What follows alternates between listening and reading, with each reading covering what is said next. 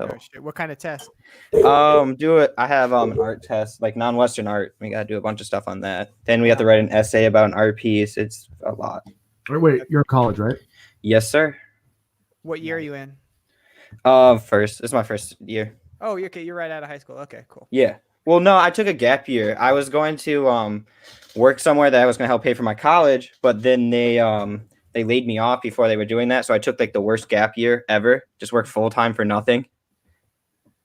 Full time for nothing, dude. I mean, I got paid for them, but that was about the only good part. But you got some work experience under your belt. That's good. You can put that. That's a fair point. That's a fair point. Man, so we're live, by the way. What's going on, chat? How are you guys? What's going on? Hey, what's up? Man, I haven't done one of these like a normal just stream with a bro at a reasonable hour in quite a long time. Because Zach and I do streams at 4 or 5 in the morning. All you guys do it way too late, bro. 3 o'clock in the morning was too much. I tried, man. I set an alarm. I slept through that, and I woke up at like 4, and I was like, huh. And I looked, I was like, three hottest guys. But you're not here, Sam. Yeah, Sam's not here. So Brian over at Lee and we're gonna be cooking something up. I'm gonna let this out of the bag. We're gonna be doing a monthly. It's gonna be called like a monthly monster cast where we're gonna have up to 6 people on one stream for like an hour. So I was gonna say you guys can be like it's gonna be me and him every time, and then the rotating chairs. Like have Boogie on, have Sam, have Dylan, Shay, and then just like keep rotating it. Cool. Just have the same. So guys, I gotta say, Barnes and Noble, my Barnes and Noble, I used to think it sucks. I've been to 2 other Barnes and Nobles in my life, and both of them have had piss poor manga selection. I went to one about 2 hours away from me. We went to I think it was Pekin, Illinois. Pekin or Peoria. Peoria sounds more real than Pekin. Pekin's right outside, but so we went there, and I went to the Barnes and Noble there, and literally a bookshelf like from like that size. Yeah, that's the only manga that they have. Really? Wow. Even manga. The Barnes and Noble in mine has like 6 shelves of it, which I think is nice. But it's the only place in Rockford that has it for manga.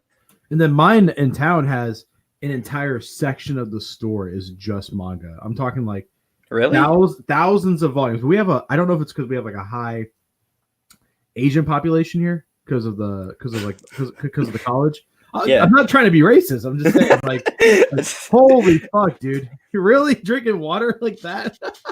You know what, dude? I got into the habit of using this big old thing, and I just can't stop using it, to be honest. What's going on, everyone? Damn, dude. We got Shay, we got Otaku Unboxings, Ice, Dylan, Miggs is in here. Yo, Night Dweller. Hey. Damn. Oh, there's a lot of people in here. What's going on, Shay? What's going on, Sam? Night Dweller. Yo, everyone's in here today. What the heck? The whole gang's here. Yeah. But also, my Barnes & Noble, they used to have like 1 or 2 Gunpla. They have an entire section of Gunpla now. Like an entire wall. It's too many Gunpla. With Gundams, Kamen Rider, Ultraman kits. They have tools and paint so that you can buy. I was like, man, my Barnes & Noble kick ass. So I bought this gigantic fucking kit, dude. I'm so excited. Oh, hell yeah. Yo, Flip. We should do a video where we make a Gunpla. Those tend to be really boring, dude. Hey. And then at the end, I'll pay for it, but then I'll smash it. No, God, dude. So there was a bet with Mike and Jen. It was like if Mike and Jen could hit 1,000 before me, I would have to break all my Gunpla. But when will subs invade? But that never happened. Scarred Hero is here. What Gundam is that? That is the Master robot grade, one. The Master Grade Barbados from Iron Blood Orphans. Yeah. There's always so like detailed names, but they all like. Well, his like final name is the Barbados Lupus Rex. Barbados Lupus. I kind of like that. It's kind of. So Boogie, what have you been reading this week, dude? This week. Oh, it's what day is it? Tuesday? I haven't been reading anything, dude. I've been working. Just all week? Yeah, like honestly, well, it's only been a day, right, of the week. Well, my weeks bleed together, so. Yeah. No, as of recently, obviously I finished Vinland Saga, which is great, working on a bunch of content for that. And then I'm reading like a mix right now of Knights of Sidonia, The Ancient Magus Bride, and rereading One Piece. So that's what cool. I'm doing. Nice. What about you, Dubs? What have I read this week? I think I just caught up on Demon Slayer, like the manga volume. Then I think that's about it. I haven't been reading a lot. School's been hard, man. Yeah, And work. I've been reading Alita. I've been posting about it on Twitter. Oh yeah, I have been posting about that. I love it, dude. It's so good. I don't understand. Like, I know it's a beloved series. Obviously, it's got a Hollywood film. It's got the hardcovers, but like among our friends, you know what I mean? Like among if Flip showed us his Gundam. Dylan, I'll show you my other Gundam. I don't. Oh, whoa. That's not this kind of stream, man. That's right. Well, hey, my channel is not kid friendly. I did label that, but you guys ever get that No. where it's like sometimes I almost want to put like the advisory in the beginning of my videos, like, hey, you know, like Watch yourself. like 8 years old, like come back in like 8 years, you know, Well, 6 years, right. like because now they're gonna put our channel in jeopardy a little bit too, because you have like such a young audience. And I mean no harm, I mean no disrespect. I would rather it have them. That's why I mean I'm not cursing in my videos unless it's a live stream, so on and so forth. But like, I try really hard not to. you know, cut if some of the there's reviews. kids, come back. Like YouTube's, you know, rules and regulations. You only have to be 14 years old. It's Yeah. you know. Really? Well, we have you guys noticed the dude in the comments, Captain Manga. Yeah. He's literally 11. Yeah. He's not And- that old. Yeah. He's been commenting on my videos for a while, and one day I was like, he's like, hey, I made a channel, you should watch my videos, and I did, and I was like, oh fuck, Yeah, he's young. this He is did a it to little me too. kid. Yeah. And he goes, no, it's fine, my parents have seen your videos, they approve. And I'm like, oh, dude, They're chill with dude. it. Hell yeah. He commented on my No Longer Human video. He's like, I've been thinking about getting that. I was like, whoa. Oh, let's not do that. He is a cool kid. And He's a cool kid, but I don't know if that's kind of stuff for him yet. I don't know if you saw, but he was in Alex's Discord, and he got like a little violent there, Dude, for that, like, talking about bending manga. Oh my god, that shit was scary. It was pretty funny. But You know what? he's up late. Well, he's in the UK too, so like 5 in the morning. He's always in the chat. He's always there. Always He's dedicated, man. Super You gotta respect And it. Boogie has the most wholesome community. That is so true, dude. My streams that I've been doing recently have been some of like the most wholesome chats ever. You're Yeah. so nice, man. You're too nice for that. Like, unlike Flip. Like, You know what's weird though is that like I'll get like a group of people that are just in the chat, and their like names are like the gay people. It was big gay guy loves kids or something like that. yeah, just like I don't know who's doing that, but every stream there's a slew of new characters. You attract some weird people. You got And a I weird have to- posse. and I have to ban them. Well, that's what happens when you're streaming at 4 in the morning, dude. You're only going to be getting degenerate. That's a fair point. Nah, bro, it's not 4 a.m. It's that weird fucking thing you do to your eyebrow, bro. No. Hey, look, I'm not surprised you have a weird audience, bro. I mean, you literally shave a part of your freaking eyebrow, man. because I have so much eyebrow, dude. I have to, separate it. You know what I did notice though is that if I don't have this, You have so much eyebrow, you have to part it. You Yeah, cheesy again. fuck, dude. That Yeah, makes right? no Okay, sense. hey, You this have is 4 true. eyebrows This now? is true. If I don't shave them and I'm at the gym and I'm drenched in sweat doesn't get in my eyes. But these cuts will make the sweat go in. It's like a fucking irrigation system on my face. Hey, bro, you know what solves that problem? You got to just be like me, bro. Just don't go to the gym. Yeah, that's right. If you don't exercise, you can't sweat. Yeah, but I'm not skinny like you two. I have to like constantly be doing something to maintain. 6% body fat over here. Jeez, yeah, but how much muscle do you have? I'm lying. You know what makes me mad is that as a dude who is chubbier, but like I'm super fucking strong, is I hate when dudes who have no muscle mass, but they're skinny like a fucking Holocaust survivor. And they're like, look at my 6-pack, bro. It's like, dude, you're starving. That's what I say. I don't have a 6-pack though. I do it ironically. Boogie, if I don't keep the eyebrows updated, I grow a unibrow, which I have done purposely. Oh, dude. Yes, please bring that back. No, dude, that's a look. I know it's a look, and I want to see Unibrows are it. definitely a look, dude. Like, I don't want to look like Russian or German. You know what I mean? Like it's bro, always, I went to high school with a bunch of Armenians, and some of them had a Yeah. fucking brow, bro. Like, I literally could have like played guitar off of that unibrow. It was strong, brother. What is up with Armenians and unibrows, dude? There's a family here, super nice, went to high school with their son. They're so All nice. of them, even the mom's So got a nice. unibrow. So nice. Really? Yeah, bro. They're Some just dedication. it's just hairy, bro. And like, multiple cultures, you Right. know. Like I'm a hairy guy, dude. If I let my beard grow out, you've seen it. It's just It's beautiful. It's Santa Claus, sight man. to behold. No, I can't grow a Right. beard. It's too patchy. Like Never- right here on the sides. Dude, once you hit puberty, you will be able to. Wait, Yeah. Dub, I'm waiting for you're this saying day it would be too. patchy though, right? Huh? Your beard would be patchy though. Is that what you're saying? Yeah, it's really patchy. It Yeah, doesn't but look you're good. like 12 years old. Like, give it time, bro. Like, Okay, yeah. When I grow up and I'm finally 18, I will. exactly. No, There's been multiple times when like I go into restaurants without asking, people will bring me kids menus. Like, multiple times. I don't even ask. They How just like, tall are you? here you go. I'm 5'7". so you're my height, but you're just really. Yeah, but I look 13. You know, it's gonna be a blessing when you get older, because then you'll look younger for longer. So Right? it's a good thing, dude. I'll take it what I get. Ups and downs. I will tell you what. Since people were talking about the unibrow, Zach and I are planning on doing a 24-hour charity stream. I'll grow it out before that, and and if we hit a certain donation point, I'll shave everything off. You're doing a charity stream? When's that? We're still planning it. We're gonna have guests on because I don't think we can each handle just by ourselves 24 hours. Like It's 24 hours. Oh, damn. Yeah, and then we're gonna donate all the charity to. He picked the charity. It's some charity that donates books to kids. Okay. So we're gonna. That's nice. Yeah, That's we're gonna. But we were gonna do it in March. But I was like, let's do it till final. Let's push it back till Final Fantasy VII remake comes out, so I can like play that for 24 hours straight. Are you gonna do like is it gonna be like a gaming live stream? I mean, I'll cause like you can share your screen on this, so I'll just like share some Yeah. screen while I'm playing. Or it's mostly just gonna be us shooting the shit. But we Yeah, got 30 MFers in here. What's going on, guys? Hell Boogie, yeah. we got to interrogate Flip on why he doesn't like One Piece. You don't like One Piece? I do like One Piece. What is this coming Yeah, from? do I have to go get my Santa, sweater? He likes One Piece. I've known this. Yeah, Fake you news. don't have to interrogate anyone. Like I Yeah, don't right?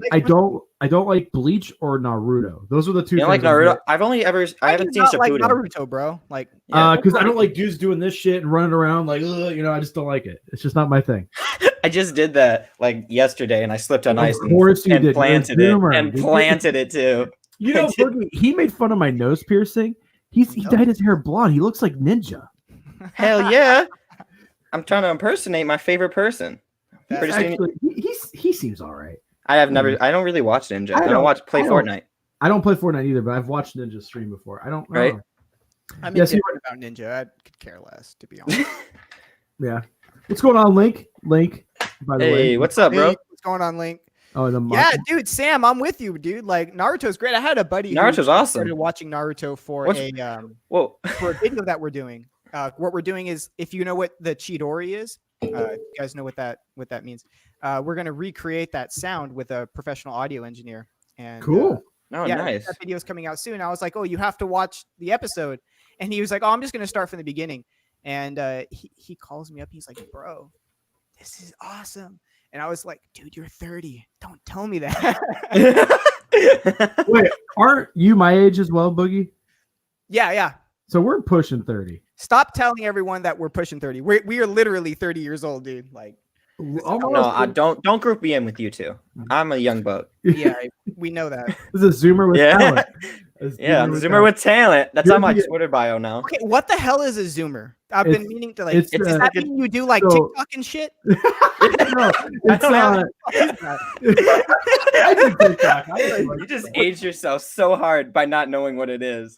So Generation Z is just the generation below us, Okay, so it goes Yeah. millennials. Then after millennials is Generation Z, which is Zoomers. and then But the I'm rest is technically a TikTok, millennial. right? But Wait, you're a millennial? No, you're not. I'm a millennial. 1999. You're 1999. Yeah, Dude, I'm a I 90s remember kid. 99, bro. I have Yeah, memories. Me too. No, you don't. Oh, pogs and shit. Like, I know have all like that. I like have vivid memories of seeing The Matrix for the first time in theaters and being Wow. like blown away, dude. Fight Club Theaters. came out the same year. Like, I had some really cool people hanging out with me that my parents probably wouldn't have been like, hey, I'm gonna let my however old I was, 99, young as fuck. I remember when House of a Thousand Corpses came out. I was like 10 or 11. What is that? It's Rob Zombie's first movie. It's fucked up.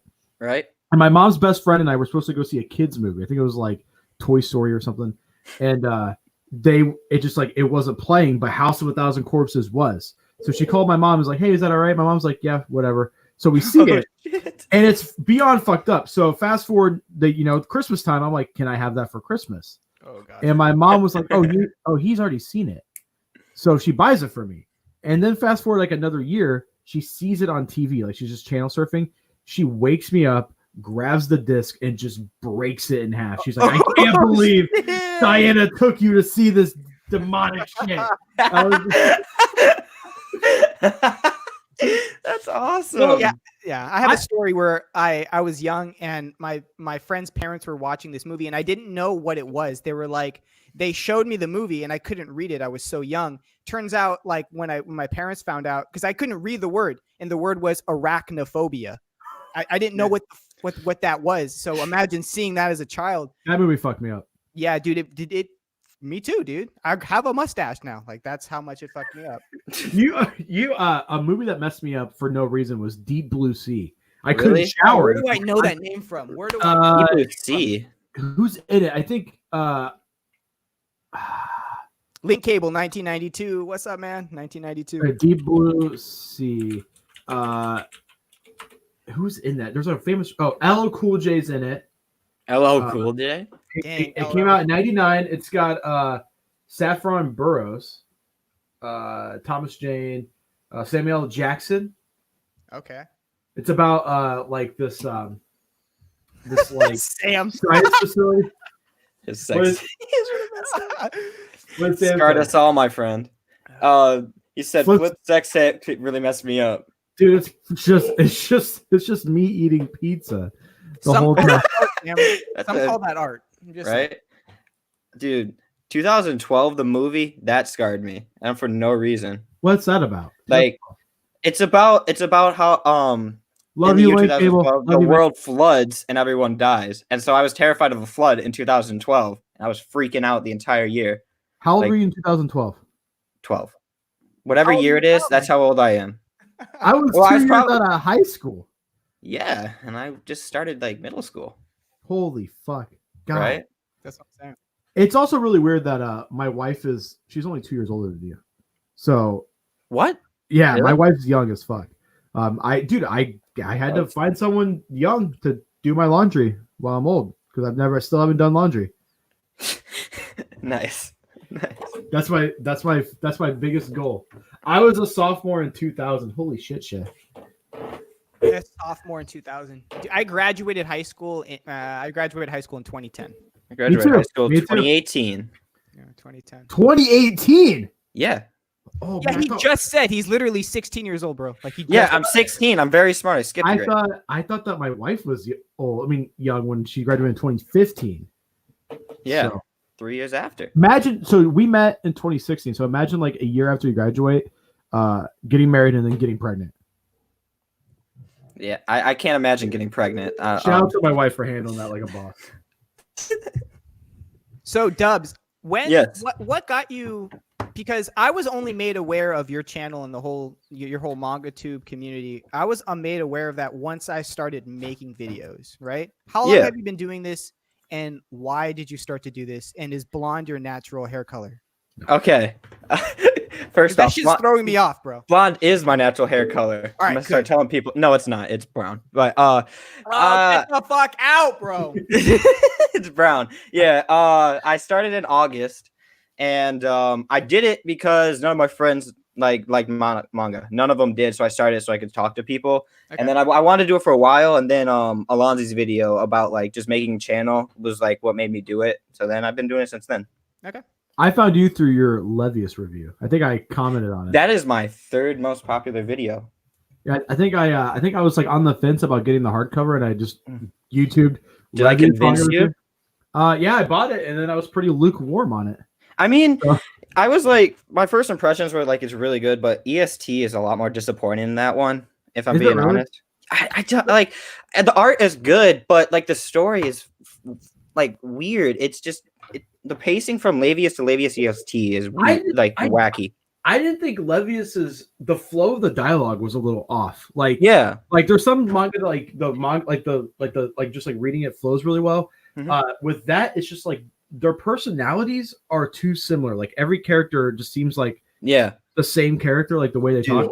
Natalie in EST, I hate her as a character because she's legitimately like just the side heroine who just only does it because she likes the main character. That's her whole purpose, and she's like adamant and open about it, and I hate it because she has no other personality than that she likes Labius. So a series that I was super hyped up on Volume 1. Did not like Volume 2 as much, but then I reread them both back to back and picked up the third one is No Guns Life. This is actually I like No Guns Life, but I prefer Dimension W, which is like not similar to it, but it's also a sci-fi futuristic one by Yuji Uehara. So, Bookie, do you know what this is about? No, I know of it. I keep getting recommended for it, but I don't know what it's about. I think it's the dude has a revolver for a head. It's pretty cool, but it's wild. I think it's good, but I don't know. I'm not like all in on it.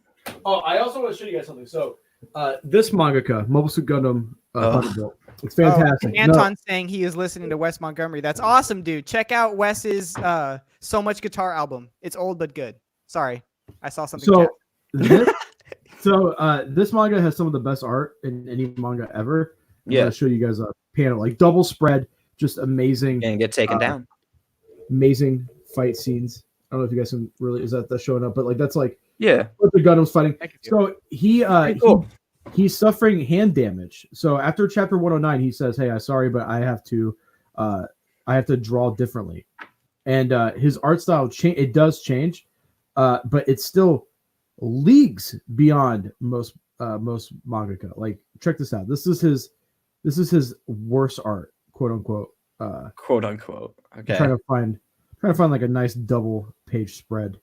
I'll just show you this right here. This one's fine, but yeah, this is his quote unquote terrible art. At all. It's still fucking phenomenal. So but between this and Dead Demons, we're gonna be caught up with. I love Dead Demons. That series. I'm waiting to start it. You haven't started it yet? Oh man, it's good. There's some things I just want to keep so that there's like carrots to look forward to in the future. Yeah, definitely. I get that. Dude, I'm waiting for that to come in. Oh, I'm so excited for that one. That sounds so cool. A mangaka, right?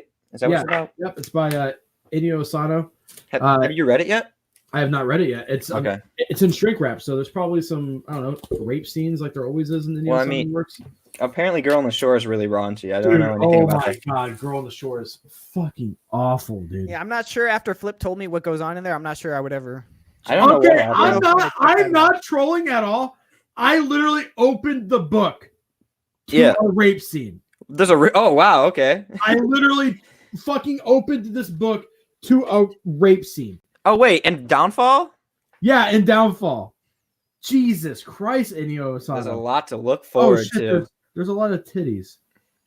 Well, I mean, there's shrink wrap for a reason. Looking intensifies. Is this like your live reaction? First impressions. First impressions. The first thing I see. Oh my. Rape God. And boobs. Wow, what a good impression. Oh my God, dude. Yeah, no, that's. I mean, I like Inio Asano, and I'll always buy his works. They always leave an impact on me. Mm-hmm. But there's some things like Goodnight Poom Poom I can never revisit just because that. I still haven't read that yet. Like not like overhyping it. It put me in a really, really dark place. I heard it was really fucking dark. Read that. I would not want to read that. Like really? But, yeah. I want to experience. Like if people are saying it's like it changed their life and put it in a bad spot, I just want to know what did it. In a way. I don't know. Curiosity. Like as someone like I know like on YouTube I'm like boisterous. I'm super. I like go over the top for shock value, but like in private when I'm just alone, I'm like a really depressed dude. Like I'm super like I've always got something going on. And reading that just brought up emotions in me that I don't want to ever experience again.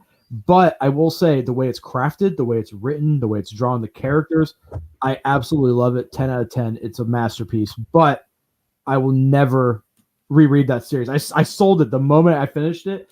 I was like, I'm done. Get this out of my place. I think his best work is Dead Demons. I think, but it sucks now because after this volume, we're caught up. Yeah, and he's on the year hiatus. Yeah, he's on a fucking he's until spring, right? Yeah, so it's just Inio Asano I love him from afar, but Right? I want to jump into Solon, and I have Solon and I've been putting it off, and I don't have have that it. either. It's literally right here. I've been putting it off. read it. I think I'm gonna read it because the whole synopsis of it really just like I read it and I was like, holy crap, I can empathize with this like so much. So I was crying at the end Yeah. of Solon, and apparently there's a live action movie, and the band in the movie is apparently really good. So really, okay. yeah. So yeah, I mean, he is a master. I think I think him, Urasawa, definitely those two are going to be looked back upon the same way we look at Tezuka and Ishinomori and Leiji Matsumoto. I think those two are the two best living mangakas right now, hands down.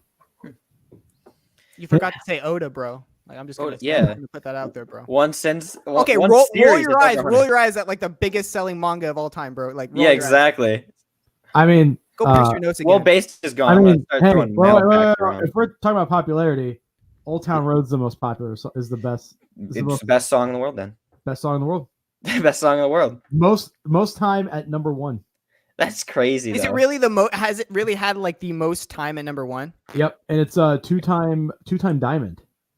Damn, it's the fastest diamond and the fastest song to ever hit diamond. How does it? Well, fuck it, Old Town Road then, whatever. Exactly. Hell yeah, Lil Nas X, best artist of our era and ever. I actually like him. He seems like a fun dude. Like he makes fun. He's so funny. Little Nas. Little Dude, Nas X. That guy came in when I was at the Cheesecake Factory, and he is short, bro. Like, let me just say that. Yeah, you met him? Yeah, he came in when I was working at the Cheesecake Factory. Bro, so many celebrities came in. Like Mario Lopez's family like knew me. Like we want the young hipster kid. Like I'm dead ass. Like there was so many people that would come into that cheese, and I can't tell you guys which one because you would know immediately where I live. Yeah. But back to Barnes and Noble. The Barnes and Noble is right next to it, and it's like a 3-story massive Barnes and Noble. Damn. Yeah, dude, it's so nice, and the manga selection is stupid big. It's really wonderful. Nice. Shout out to Barnes and Noble. Right. Also, guys, shout out to Right Stuff if you guys use promo code Flipotaku. You guys I already have. I just did. I did. Hell yeah! I got you. Yeah. Bro. I got you. Use it. I don't know. Is it a one-time thing? Yeah, it's a one-time.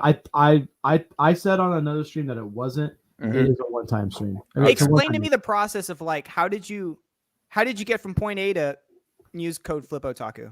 Crying and begging. So I reached out to Neon and Nova, great duo. If you guys haven't heard of them, like seriously, production quality, fucking top notch. Great, also great, just great people.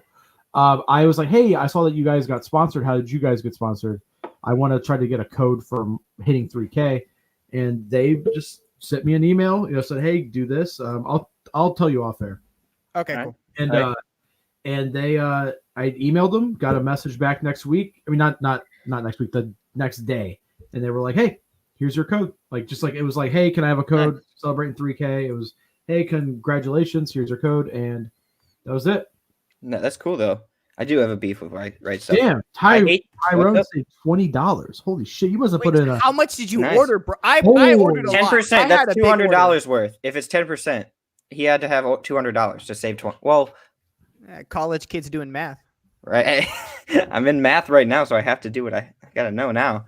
I just hate Right Stuff's shipping and the customer service is absolutely terrible. I hate their customer service. Oh my god. Bad, yeah. They sent me a whole so one time I ordered I had a whole haul of stuff, like 20 volumes or whatever. They sent me it, and then a month later, no notice, they sent me the same thing again and charged me. So I emailed them and I was like, yo, can you take this back? You double sent me this. And first they tried to tell me they didn't. And I was like, no, I sent a picture to them and everything. And it's like, no. And then they eventually I tried to fight with them for a long time to not pay for shipping. It's like, you guys should pay for this shit to ship back. You fucking send it to me. I just gave up. I was like, I want my money back. I got pissed off when they made me pay to return something. I hate that. Why would I do that? That's your mess up. Exactly. Why would I do that? Exactly. If I fucked up or something like that, then maybe, yeah, I could understand that if it was my fault. But you fucking double sent me $200 worth of manga. Oh, that I already have. And they did it for a damaged volume. They sent me too. They made me pay for that to ship back. Pissed me off. I would be a little upset with that. I seriously haven't had any issue except for early on As long as you don't, they're great. They said, yeah, like when they hit it, like when they do it right, they do it really fucking right. When they do it right, it's amazing. Exactly. 100% agree. But with how good their packaging is, you know that nothing gets damaged in there. So if it comes fucked up, you know what happened there. Mm-hmm. Yep. Mm-hmm. I would also like I became like a Right Stuff member. Like I paid the me too. $15 or whatever.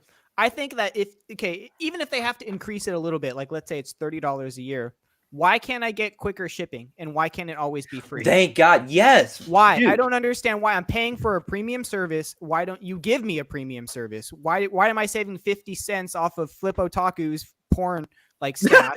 Why am I doing that when I'm paying to be a premium member? Treat me like a premium member. You're literally giving me 50 cents off a fucking Black Hero album. Scarred Hero, you take care, brother. Sam says the membership's a total ripoff. Remember, well, they do save you like what you get like 50 to 75 cents off stuff, like each volume, and it does add up if you order a lot, but it's not a lot. But you have to order a lot, man. Yeah, that's the thing. If you don't order a lot, and dude, I fucking hate their shipping. I'm not even. I bet you I won't get my the stuff I ordered this month probably until almost in the end of next month. That's what happened with my January stuff. I just got. Well, so I've never had that issue, and I'm a little upset now because usually if I pre-order, like let's say I pre-order like one like thing, and it's 4 items, but each of them come out in different months. Yes, I was about to bring that up. And then so I've been doing that for years, never had any issue. I know that's what's happening with this last order because I had 3 separate orders with 4 things that are already in stock. Yeah. Exactly. Usually they would just bundle them and ship them. They're waiting on something, and it's going to be upsetting if they wait that month. Yeah, if you like order in different packages, because I did that too. Because I didn't know before. I used to buy stuff in stock and pre-order, and then I emailed them one time. I was like, why didn't I get the stuff that's in stock that's already out? And they're like, we don't ship it until everything in that orders comes up. I was like, what? I will give them credit. I think for all intents and purposes, I mean, they are a small business. They're not like a massive thing. So you got to give them credit where credit's due. I mean, they're a small business and they're doing something good for the industry. I feel better, even though their prices are always the cheapest. I will give them that. I feel better giving them my money as opposed to like a giant conglomerate on Amazon. But at least with Amazon, I can order something. It shows up. If I don't like it, I can return it easy. I just drive down. Literally, I can walk down the street. I don't even have to drive. Actually, exactly. Yeah. The closest drop off is 20 minutes away. They drive to my house. That's awesome. Barnes. That's awesome. Amazon. Amazon. They come to your house, really? Yeah. They sent me. I ordered. I forgot what it was, but it was a manga volume. They sent me one. It was damaged, so they resent me a new one. It came fine, and then I was like, I can't drive. It's like 30 minutes away, 20, 25. And they were like, all right, well, UPS truck will be out there tomorrow. And UPS truck just left on the porch, picked it up. You just get the packing label, and you ship it out that way. It's awesome. So that's fantastic. Shout out to Jeff Bezos. Shout out to Jeff Bezos, the corporate overlord you are. Well, overload Bezos, dude. He just, overlord Bezos. He's donating like $10 billion or something to climate change or some shit. Yeah, I don't know. He probably could, and it probably wouldn't mean anything to him. If I was that loaded, you know what I would do? Would you make a real life Mecca?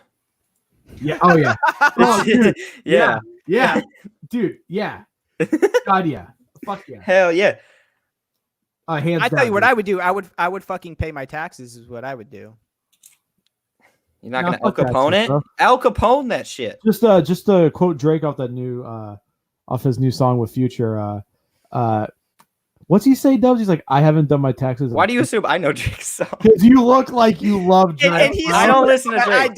I don't listen to Drake. You don't look like you love Drake, Boogie. I listen to some. Honestly, when you started mentioning Drake, I had to hold back I had to hold myself back physically by saying, from saying fuck Drake. So I got it, Drake, dude. I'm kind of just like slowly getting back into Drake. Like him? I don't understand why. Yeah, he's a legend. He's a legend. Fucking dude. asshole. He's from the 6, man. Come on, dude. He's an asshole. Most people who are artists are assholes. We're not talking about most people. We're talking about Drake. Whoa, but by calling him an asshole, you'd have to apply that to every artist then. I do. Yeah, see, just most like Dylan artists said. are. Or no, Sam said. Or assholes in the best way. Okay. Drake is fire, dude. Drake is fire. I love these it's just like basis response. There's no really like actual response. He's like, he's good. He's fire. I love no actual comeback. I love Drake. I don't like when Drake sings. I'm not into that R&B. He's a rapper. He's not a singer. I just like, I don't know, dude. He just has good lines. I just end up quoting all the fucking time. Like I'll be at work and I'll just be like, God's plan, you know? It's God's plan. Hell yeah. Dude, I listen to old man music, so don't listen to me, dude. Like what old man? I need a one dance. Like that song's got a Hennessy fire, in my hand. So fire, dude. Especially when I was like, I hated that song though. That song got overplayed to hell. I hated it. There's a video of me at Taylor's parents were out of town, and I went to her house, stayed the night against the rules. And I literally have like Hennessy in my hand, and I'm drunk. I'm dancing on her table to your one dance. Hell yeah! Hell yeah! He's just, I don't know, dude. Bruno Mars is good. I agree. Bruno Mars is fire too. That's what Dylan said. I agree. He actually has actual talent though. Drake has talent, but in a different way. Drake is all right, but never heard of Lil Nas X. We were just talking about Nas X. Lil Nas X is the best artist of our era and all time. We've already talked about this. Hey, Panini, why you such a meanie? No! No! So I take it Boogie doesn't like rap. Lil Pump? You don't like Lil Pump? He dropped out of Harvard to save the rap game. Listen, hold on, you guys. We got to get serious for a second, okay? Serious. Listen, if you call yourself Lil Pump, hell yeah, man. All I'm saying. Yeah. Mm-hmm. You just sound I can't.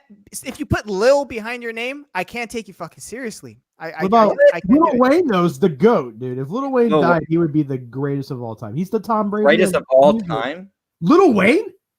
I don't think you understand how hot Lil Wayne was from The Block is Hot to the Carter 3. Like that stretch of Lil Wayne, dude, Carter 3 was the biggest selling album of the time. Lollipop was fucking everywhere, dude. A Milli is a banger. Lil Wayne is Lil Pump that guy that was like on Instagram with like that purple hair? And maybe, I don't know. He just goes Gucci gang. It's that guy, right? Yeah. That guy's Lil Pump. Yo, fuck that guy, bro. There it is. I don't like that guy at all. What's wrong with Lil Pump, man? Do you like? There's this guy out of Kansas named Jack Harlow, or Kentucky. He's pretty good. My wife likes it. Oh, I also like Suicide Boys. Do you guys like Suicide Boys? You rock the Suicide Boys? No. Suicide Boys, Ghost Man. They're just like, I don't know. They're like satanic rap or something. I don't know. Oh, yeah, definitely. AR 9mm 22. Oh, like Ghost Man and shit? Yeah, Ghost Man. I hate dude. That's so bad. It's not even good. You bitch. You look like you like stuff like that, though. Dude, look at my nose ring. I know. You look like you relate to that shit. Ghost Man, Puya, Shakewell, Ramirez. Sam is speaking the truth, man. Sam is speaking the truth. Lil Pump is everything wrong with the world. Yeah. Maybe an opposite day. Hey, Sam. His song Mahogany off his new album is fucking. It's so. But where do you hear that besides you? What do you mean? Is it like where is it played on? If it's time out. Do you listen to the fucking radio? Dude, I have an FM transmitter. I haven't listened to the radio in years. Fuck, I have Spotify Premium. You don't know what the Zoomer life is like. You don't listen to the radio anymore. I know what Spotify is, you jackass. Get the fuck out of here.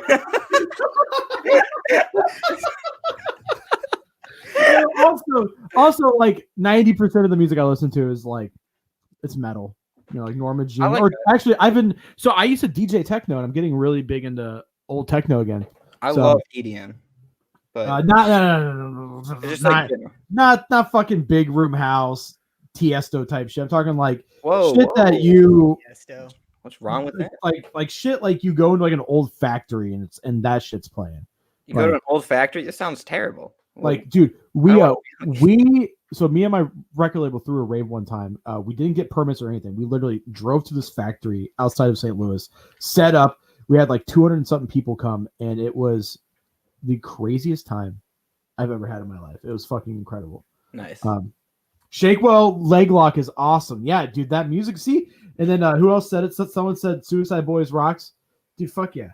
You guys know. Boogie, you got to check out 6ix9ine. 6ix9ine's a snitch. 6ix9ine's a snitch. I would snitch too, dude. What the hell? That's a snitch, but what? Those motherfuckers are playing the rap game anymore. Those motherfuckers are planning on killing him, dude, and violating him. Whoa. Of course, I would snitch if I heard. All right, if I heard exactly, Izzy, he's a rat. I don't know. 6ix9ine rocks, dude. 6ix9ine does not rock. His music was all like the same song. You got the stiffy like shot. Sam Dude, actually sent me. Sam sent me the gay version of that song. There's a gay version. Just look up Como is what it's called. Oh, okay. It's actually okay. It's actually like that one. So who's your favorite rapper, Boogie? Yeah, who is your favorite rapper? You're gonna say some old shit like I like Tupac and I like DMX. Biggie. Oh, where my dog's at? I think DMX is the funniest dude. It's not rap. It's not rap. But do you guys remember Nujabes? Do you guys remember that? Yeah. No. That was my shit. I would remember that. I back probably in the wasn't day. even Rest in peace, brother. Yeah, rest in peace, man. Um, No, dude, like he died the He did year the we music for graduated. Samurai Champloo. He died, the year Samurai Champloo. Yeah, he died the year we graduated. Flip. So do you like Flying Lotus then? Flying Lotus is. I saw him live, dude, and it was I was sober and I felt like I was tripping. Like that's how crazy it was. Wow. Oh, have you heard of a band called Tycho? Instrumental, like post rock band.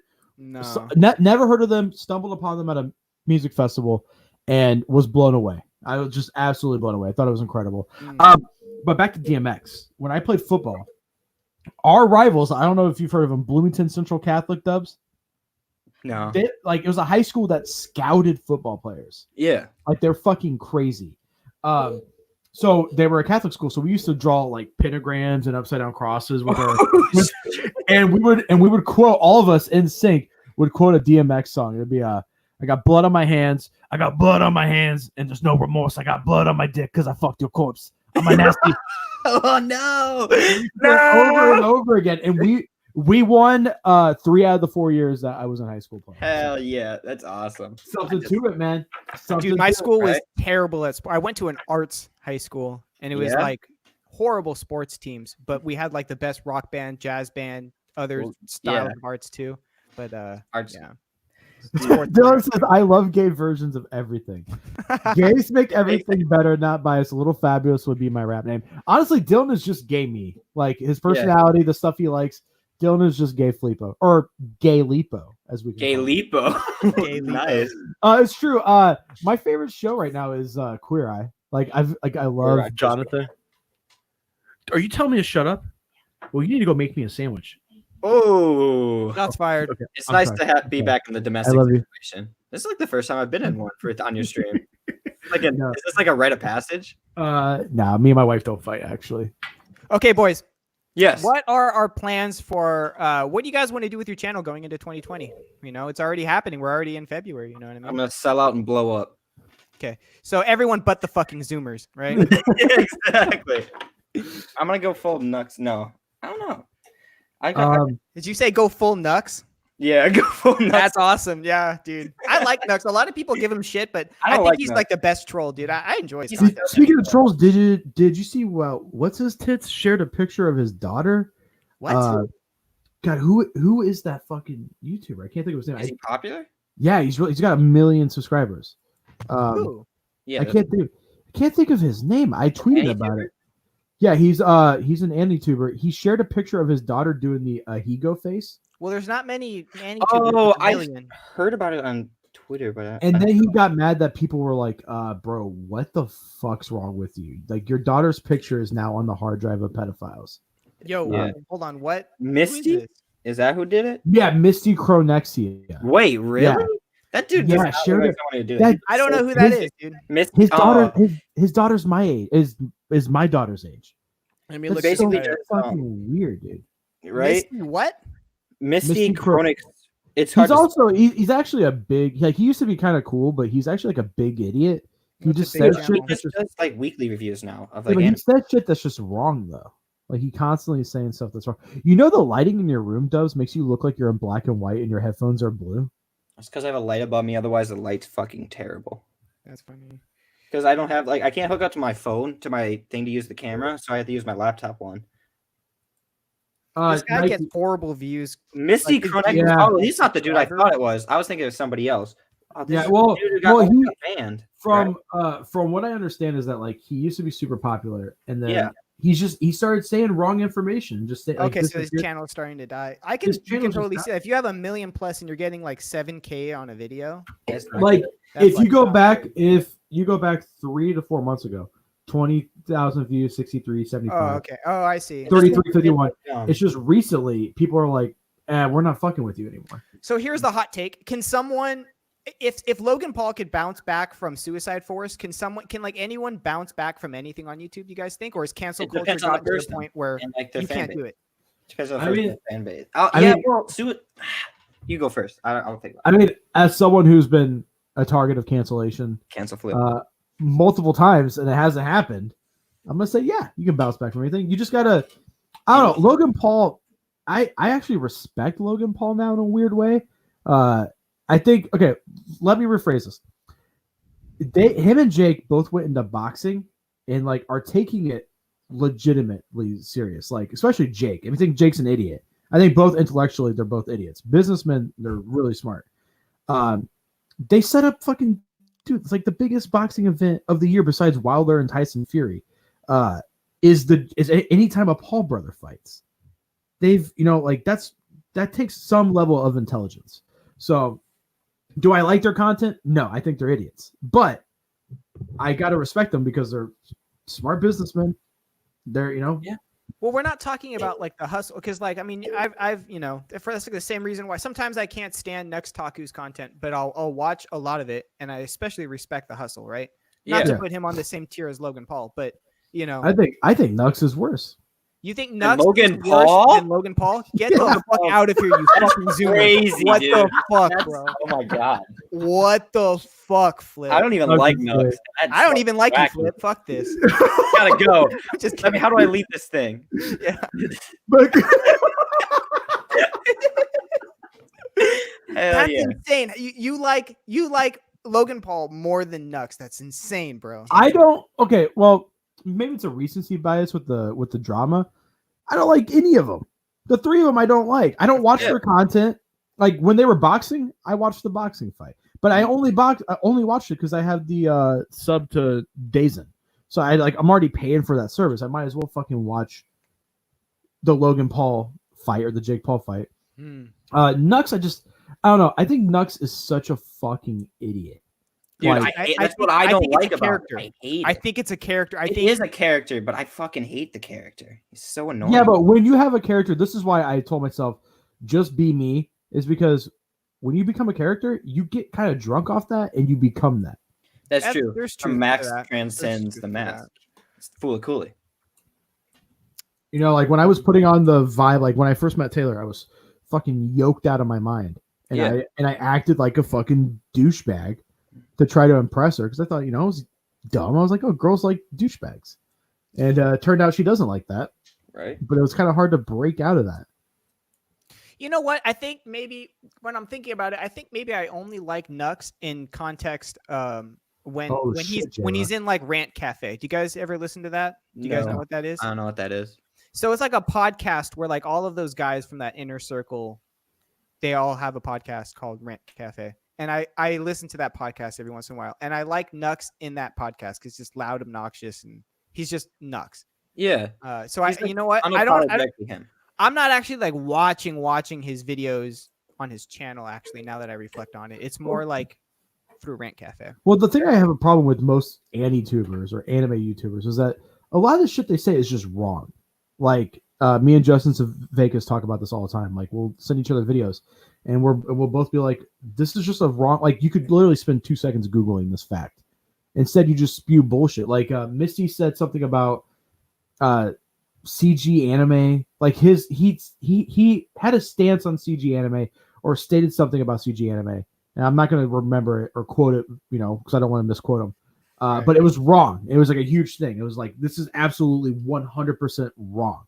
And I don't think he came out and was like, oops, sorry. I think he just stuck to his gun, was like, yeah, I made that video. And same thing with Digibro recently with the whole mecha thing, and then listing obscure mecha shows, which the one like 4 out of the 7 he listed are not even obscure at all. So I mean, Sam's got a good point. The thing I hate most about AnyTour is that they aren't as hot as Flip. Yeah, you can't be perfection. I mean, but honestly, I spend most of my time watching you guys. Like, I watch my friends' content, even if I'm not commenting. Yeah. I give you guys a like and I watch your videos. I have everyone from you two to Shay to Dylan to Sam, like everyone. I have the fucking bell rung, and I get a message. Oh, hey, so and so's videos live, and I have YouTube Red, so I swipe open, put it in my pocket while I'm working, and listen to you guys. That's what in fact, I don't watch you guys. Most of the time I'm listening. Yeah. It's like on the road or it's whatever, but I'm consuming the content. I'm giving you guys the watch time. There's the like. So Dubs, let's let that question, let's come full circle. Like what are your plans for like 2020 in the channel? My plans? I think I said it in specific. Yeah, right. I said it in Neon's pockets, but basically I just want to make I want to do more editing in my content because I always liked videos that were higher quality editing, like cuts, effects, and shit like that. I really like that kind of stuff. And more just like the straight up comedy skits. Like I started doing a couple of those. I just want to do more than just like reviews, but right now it'll probably just be like that until like school year's up or like I have time in between that. But yeah, I definitely want to do like more heavy like editing, high quality stuff like that. I've been trying my hand at the comedy skits, man. It's difficult. It's a lot of work. Them. They're good though. Like Well, thank you. But yeah, it's so I can see why you would want to wait for school to kind of ease up a little bit. Mm-hmm. They're work, man. For sure. Yeah, dude, there's a lot of stuff that goes in them. That's why usually most of them are like 14 to like 20 seconds, like some quick one-liner, then call it a day. So I don't have to like spend a long time on them. Because I have like bigger ideas for skits. I write them down. I try to make sure I write stuff down because otherwise I'll forget it right away. So I have them all written down. So when I have time, I can get people and I can get this done and get it rolling. Yeah. For me, I just want to. I don't know what it is, dude. Like the last 6 videos of me have all gotten over 1,000 views. So for live streams? Or no, not the live streams. Just I mean, a couple of the live streams. The Gundam review got 1,000. The Otaku haul. All my haul videos going forward are going to be live streamed because I like interacting with people, like showing a volume and then someone being in the comments being like, "Oh shit, I want to pick that up." What's your thoughts? And just giving my quick take on it. I think going forward, I just want to do more reviews of stuff. Mm-hmm. I think that's mostly what my channel is going to end up being, is just reviews. I don't know. Like, I really don't know. I'm really comfortable with what I'm doing. It's just really easy for me to, like, also writing scripts out. I've been doing that. Not like full scripts, but like key points, so I can like look at a piece of paper and be like, all right, Shay's asking a pretty good question. Can you put that one on the screen? Is it the last question she asked? Yeah. This one? What kind of content do you guys want to see from Manga 2? I know there are lots of different videos I want to see. Kinds. I don't know. I like when people review series. For me personally, I like to hear people's opinions on stuff that I'm not reading. Like that's why, Shay, has made videos and gave me recommendations on Yona and Requiem of a Rose King, and I ended up loving those two. Yona is great. I'll be the first. Yona is fantastic. Yona is really good. Yeah. It's just I don't know. For my taste personally, I feel like my tastes are so niche that I want to be the only one doing. Like I'm the only one of our friend groups reviewing what I'm reviewing. Like mecha shit. Like you are the mecha guy, dude. He is the mecha guy. You are the mecha guy. Also going forward, when Super Sentai, the new series, starts in March, I'll be doing a weekly review on each episode. Nice. There's a couple of people that do that now that I watch, like Japanime and Dawson Rider, and I watch them. They do Power Ranger content. I want to do like toy reviews because I have, a bunch of action figures. Maybe do some more Gunpla stuff as well. But I mean, just going forward, I want my channel to just like, that's why I didn't say manga or anime. It's Flip Otaku. I can do anything Japanese related. I'm not shoehorned into just manga. But going forward, a lot more manga reviews. I want to review every single series on my shelf. That's the goal for the next year. I'd like to see Shay. I'd like to see people do more branch out. I'd like to see more people branch out and try different stuff with their channel. That's what I would love, because half of the time, like, while I could have started following Flip for like mech content, I started following Flip because he's Flip. I liked Flip, right?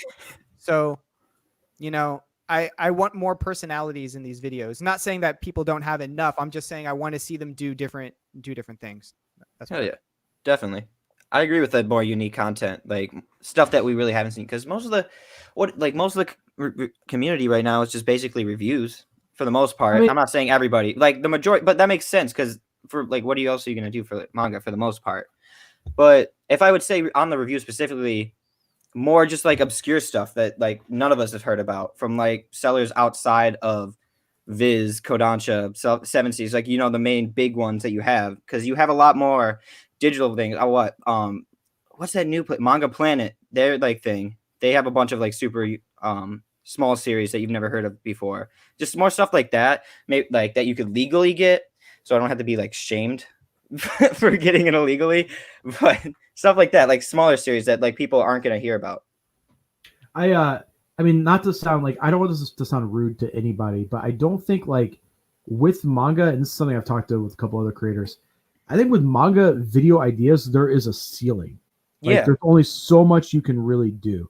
And at the end of the day, it's going to come down to personality, the quality of the video content. Like, I know I don't have the greatest quality because I just review off my iPhone, right. but my lighting is decent, and my iPhone 10 camera is decent enough. But I think it comes down to personality. Like, I watch you guys because you guys are either funny as fuck. Like, I think Dubs is hilarious. Like, thank you. Dubs is funny as fuck. I think I love you, Boogie, because you're so, like, in your videos, you're a ball of energy, and you always are super happy.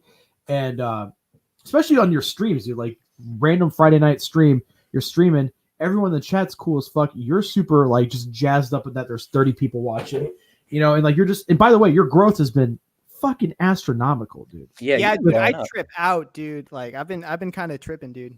Like I just hit over 900 too, so it's gonna be. Oh, dude, nice. Dude, you're gonna be in the 1K club soon, dude. Oh yeah, I'm getting left behind. Nah, dude. You know what?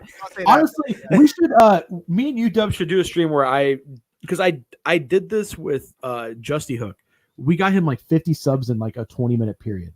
Really? Damn. Yeah, we had people watching, and I was doing like a big giveaway, and I was like, anyone who you guys we have to get him to 300 subs, and we got him. Mm-hmm. So, but. Don't feel like you can force that. I'm just joking. No, I agree with you, Flip. It's going to come down to personality, but I'm going to disagree where it says there's a cap. There's no ceiling to content, dude. It's creativity, baby. Like it feels like there's a cap because no one's broken the ceiling. That's the thing. Like, I mean, even look at the biggest. Like, I don't feel like there's a cap, dude. I don't feel like I consider myself in the MangaTube community, but I'm a creator at heart. I love exactly. Hell yeah. Of creating content. There's no cap, dude. There's no cap. I don't want to like. I do agree with that. It's just it seems like a cap. Like it says, it's just this illusion that there's a ceiling because no one's exceeded it, and you just need someone creative enough to do it. I think there's like the three big things that come down to why people watch content: personality, skill, and then editing. If you have, and you need to have two of those, I think, to be good at what you do: personality and knowledge. Or like a combination of those three to be able to be good on YouTube and entertaining for people to watch you. I honestly just think it's personality, bro. Really? I honestly just think it's personality. But what if you have personality, but you know what the fuck you're talking about? That's me. Yeah.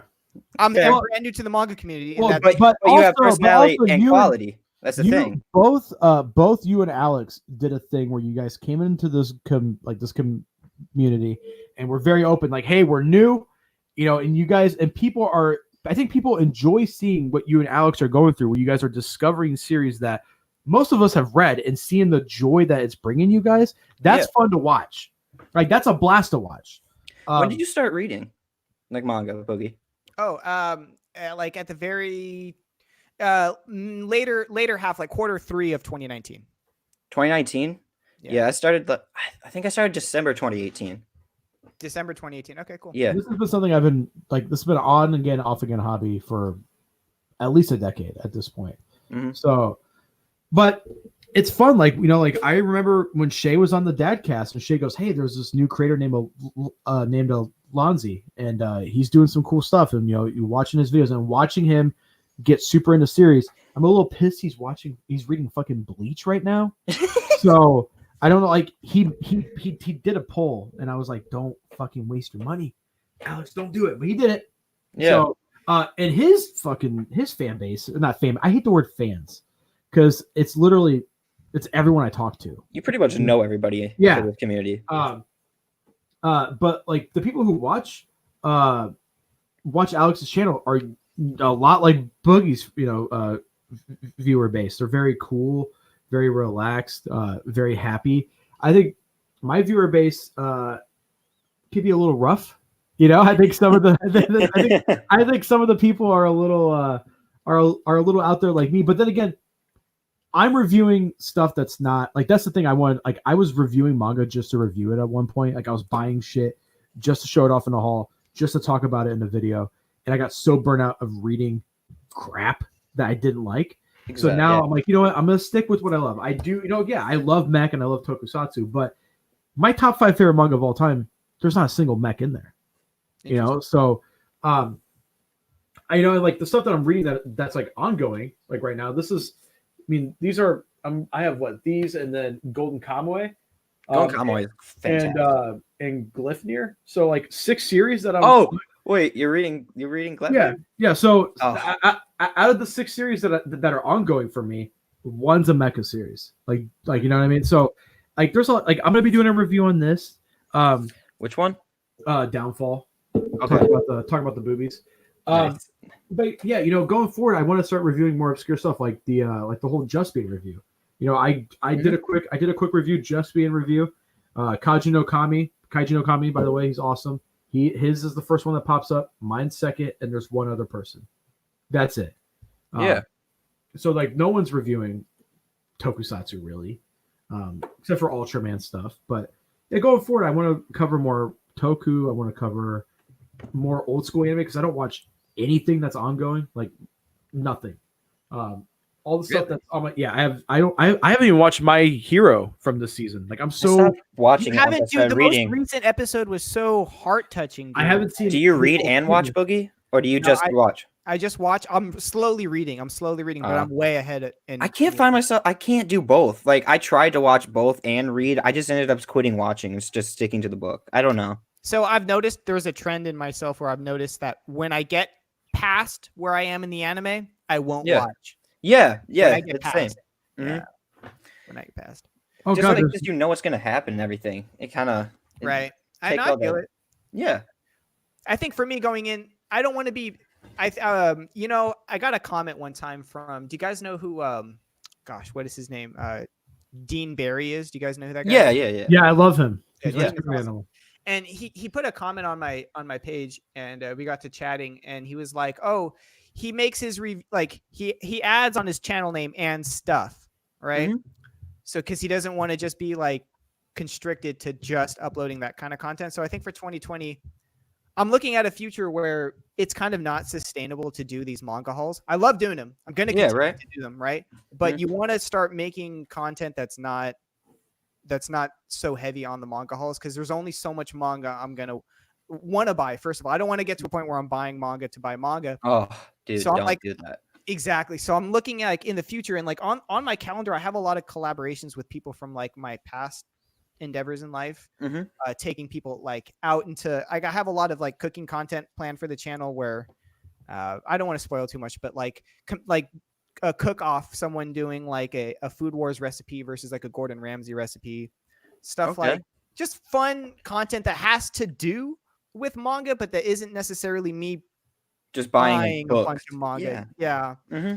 Yeah. I agree, man. You have to buy the thing to review it. Oh my God. It's so expensive.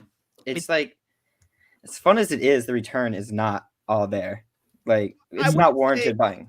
Like $200 a month, depending on how much you buy and what you want your hauls to be. Well, now I think like for me, I was buying literally a fucking crazy amount last year of manga. Yeah, I did when I first started. But I'm like, I've narrowed the series I'm reading down to like 5 ongoing series. I counted this when I said 6 last time, but I forgot it's a one shot.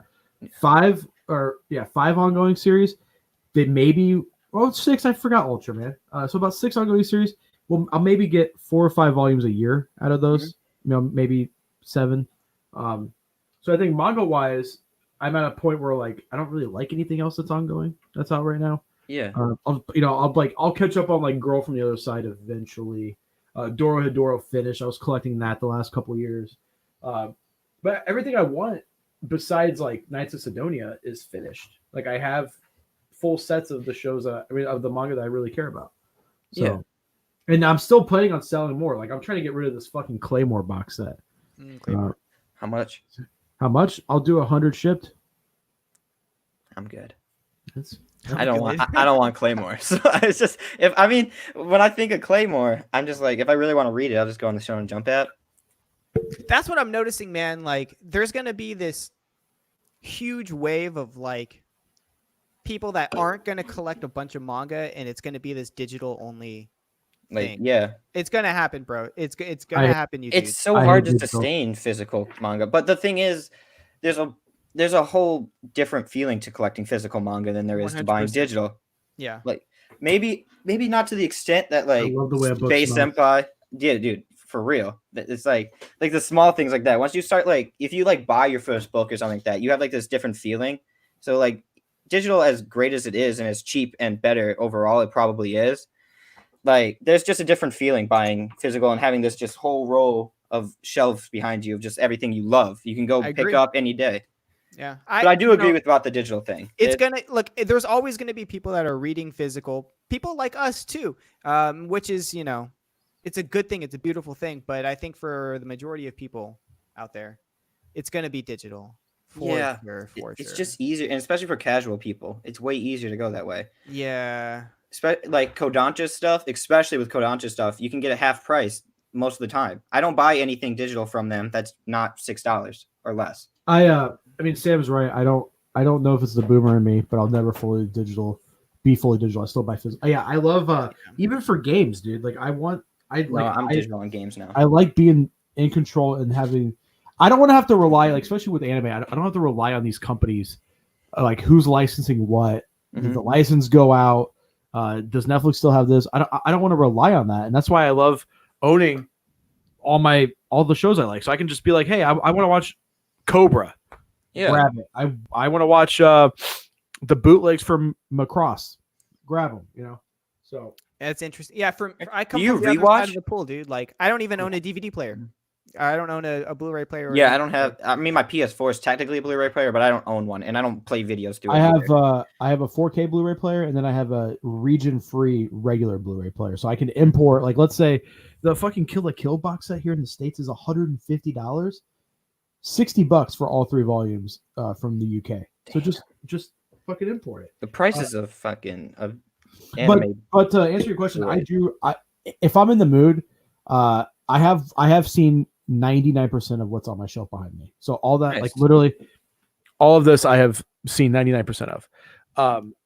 But I do catch myself if I like a show like Just Being, for instance, I've watched that 6 times from start to finish. Like, I fucking love that show. Dude, I don't rewatch it all. Like once I finish it, unless it's absolutely amazing. I think Silent Voice has been the only thing recently that I've rewatched. You know what? My chat keeps getting me to watch Silent Voice, bro, and it's on Netflix. So sad. It looks so sad. Well, I mean, I cried. Yeah, it's somber. It's somber throughout the whole thing. It doesn't I don't want to spoil too much, but yeah, overall it's a little bit sad. But it's a story about forgiveness and growing as a person. It's a great movie. It's it's my favorite anime movie. I bawled my eyes out. Dude, I cry every time I watch it. Is it sad like Your Lie in April sad? Like cry in the corner and then like eat chocolate? Parts. Okay. But Your Name sad. Yeah. Well, no, but Your Name's more, I guess, with that. Honestly, that one scene right before the end, that was like Your Lie sad. Just to answer your question real quick, Josh, because I don't want to get this conversation going somewhere else. Yes, I'm gonna pick up Chainsaw Man. I am actually excited, but it's coming out in the fall, so yeah, we got. But back to Silent Voice. There was a movie that came out that same year as a Silent Voice in Your Name that I think is leagues better. Makia, When the Promised Flowers Bloom. No, I don't know if they came out at the same time. In This Corner of the World. I've never seen that yet. I have yet to see that. Best films I've ever one of the best movies Mm-hmm. I've ever seen in my life, and it just got overshadowed by the marketing hype behind Your Name and A Silent Voice. But I thought it got nominated for an Oscar though. Yeah, but that doesn't mean shit, dude. Have you seen the massive amount of people like? Dude, they don't give a fuck at the Oscar. Your Name was huge, especially anime fans aren't like. There's not a lot of crossover between the boomers who watch the Oscars and our generation and people. Mm-hmm. So, apparently, it wasn't as great. Sam's favorite movie. What is? Apparently, A Silent Voice is Sam's favorite movie. It is my favorite anime movie. Sam, I will check it out. Everyone telling me to check out because I get it in my stream a lot. There's always people that come in and be like, "Hey, have you seen A Silent Voice yet?" I will watch it. It's just good, dude. It's really good. Dude, it's fantastic. What's your top 3 anime movies? Me? Let's go around. Honestly, I haven't seen enough anime movies. Like, bro, I haven't even seen any Studio Ghibli stuff. I've seen Grave of Fireflies and Mari. Ghibli's overrated. Really? I'm waiting until I have no idea. HBO Max. When that comes out, you get all that stuff. That's I own every Ghibli movie. But really? I own every single. I have the out of print Miyazaki Blu-ray box set that was an Amazon exclusive a couple years ago. Nice. Favorite anime movies? Fuck. Like a top 3. I don't know. Honestly, I haven't seen a lot of anime movies to even be able to answer that, dude. I get that. I like my 3 have always been. It's always been A Silent Voice, and then I've always switched between Your Name and Maquia When the Promised Flowers Bloom. You know what? My unpopular opinion is I didn't like. I forget what it was called. 5 centimeters of something. 5 centimeters per second. What a dumb ending! What a dumb ending! I haven't seen it yet, but I plan on to watch all Makoto Shinkai's stuff because I loved Your Name and Weathering with You. Yeah, I could not get into that movie. A very on-brand answer for me. Mm-hmm. It's recent. Mazinger Z Infinity was a high-budget Mazinger Z show. A film. It's some of the best 3D animation. Probably Evangelion Rebuild 1. I really like a lot. It's hard to pick a movie because most of the stuff I have are Space Cobra. The first movie by Osamu Dezaki, In This Corner of the World is really good. I do like Silent Voice. I'm trying to think of other. Weathering with You. I don't know if you guys seen it. The Galaxy Express, the Galaxy Express films. I want to eat your pancreas is on my list. I haven't seen that yet. I heard that one's really sad. That's like the whole. Yeah, that's one I will not be checking out. I'm watching that. I'm ready to cry. Ooh, Dylan. Spirited Away, Your Name, and Gundam 00. Spirited Away, I still haven't seen like all the like really popular Ghibli movies. HBO Max, like I said. What is the HBO Max? Is that like different than HBO now? Oh, dude, yes, it's their new streaming service, and they have like everything. It's like $15 a month. Warner Brothers in May. Yeah, I know they're a streaming service from HBO. That's great. I'm only doing it so I can watch a Ghibli film. I'm canceling the subscription after that because I don't give a fuck. The only reason why they're doing it is because I think it's Warner Brothers. That's this is here. I'm gonna pull up the content money because it's actually of course really, it's money. Yeah, it's gonna have okay. No one gives a shit about the originals. I don't. Yeah. So you get the entire HBO library. I haven't seen Wolf Children. You get HBO movies. All right, I gotta mute that video to automatically start playing. All right. So then you get Adam Ruins Everything, Adventure Time. Anthony Bourdain, rest in peace. Bachelor. Anthony Bourdain was dope. Oh, he's amazing. Dexter's Laboratory, all that stuff like the Time Warner cartoons. You're going to be Samurai Jack, South Park, Steven Universe, Top Gear, and then a bunch of movies like 2001: Space Odyssey. I haven't seen that. I do plan to watch that. Ooh, 4K. I'm not a big movie person, like in general, man. I've been really getting into films recently. Like really the whole Parasite thing. I thought it deserved it, but like I don't know. Have you guys seen Parasite? No, I want to see it. Have you seen it? Do you agree, Flip? Then do you agree it was the best movie last year, live action? Yeah, I agree too. I think that was one of the most unique, well-paced, best acted movies I've ever seen. I thought that was absolutely amazing, and it deserved that win. And the fact that people are mad about it just because it's a foreign film is completely outrageous. I think that's stupid as fuck. Dude, I was watching one. Do you watch? Do you guys know who Penguins is? Oh Penguin? yeah, yeah. Hey guys, what's going on? It's critical. Yeah, it's critical. Yeah, he was like, I was watching one of his videos, and this dude was complaining about an international film shouldn't be qualified for the film of the year if it's nominated in the foreign film or international film category. But that doesn't make any sense at all. Parasite is one of the best films I've ever seen, and that's not just like hype behind it. I agree. It was fantastic. I'm usually the type of guy to like put my nose up and be like, actually, but this time I was like, hot damn! Like I watched it, I was like that. Fantastic. I was like that. So going into the Oscars, my parents watched them, and I was like, hey, Mom, Dad, Parasite's gonna win, and they were like, what? No, and then they watched. I really didn't think it was gonna win. And people don't understand. Like people, the Oscars viewer base drops every year, pretty drastically. But people don't understand that people like my parents who don't like certain movies. They were like, hey, we should watch that, and then look at what it did. It did $50 million the week after the fucking after it won, dude. So there's some credit. Weight. Yeah, it's the whole, especially for boomers. Yeah. Like my parents have never, like every time I'm watching, by the way, second best movie I saw last year. I want to shout this out. First Love by Takashi Miike. I don't know what that is. Incredible. Yeah. Mafia movie, Yakuza movie, some badass fight scenes, and then there's like a weird scene. I think they did it for budget reasons because I don't think they could have really driven a car off of a parking garage over cop cars. So they animated that sequence. It shows them driving, and then they all like phase out into cartoons. It was actually really badass. It was really well done. You know what movie I wanted to see? I might get crap for this, but like I really liked. When did it? Maybe it was 2 seasons ago, 2 or 3 seasons ago. Oh shit! Sorry, guys. I wanted to see the movie for Bunny Girl Senpai that came out. I wanted to see that too. I like that series. Here's the thing. I was at Anime Expo. That was the first time my friend had taken me to Anime Expo. Yeah. And they were playing it, but I had no idea what it was at that time. You didn't see the thing before it? I think you probably should have seen that before. Seen what before it? Actually, Dylan's right. The Lighthouse. The Lighthouse was fucking crazy, dude. I got to see my God. I am scarred for life. That movie was fucking wacky. That's my second favorite movie last year. Lighthouse? Yeah. I don't know what to think about love that movie, dude. That movie is out of this world, man. I am still scarred. Are you fond of me, lobster? Are you? Dude, the bird scene. Oh my God. The fucking tentacle scene, dude, with the cum. Yeah, the or when the dude's like walking up to the lighthouse for the first time and he sees the dude, and the cum drips down. Yeah, and the cum drips on his face. Oh. What the fuck are you guys watching? This is like I'm watching Flip's sex tape. It's got William. It's got William Dafoe. Robert Pattinson. Robert Pattinson is a fucking phenomenal actor. Like they acted great, but that shit was out of like fuck. I cannot describe that movie. It's unique. It's all black and white. It's all shot. What's the ratio? 4:3. 4:3. So it's really claustrophobic feeling.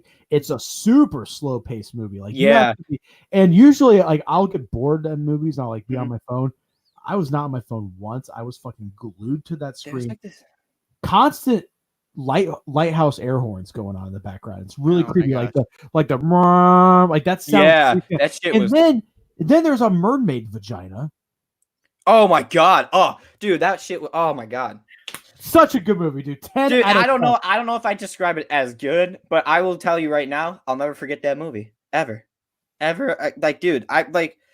Halfway through, like you kind of want to stop watching at certain parts, but you have like the sick curiosity to keep going.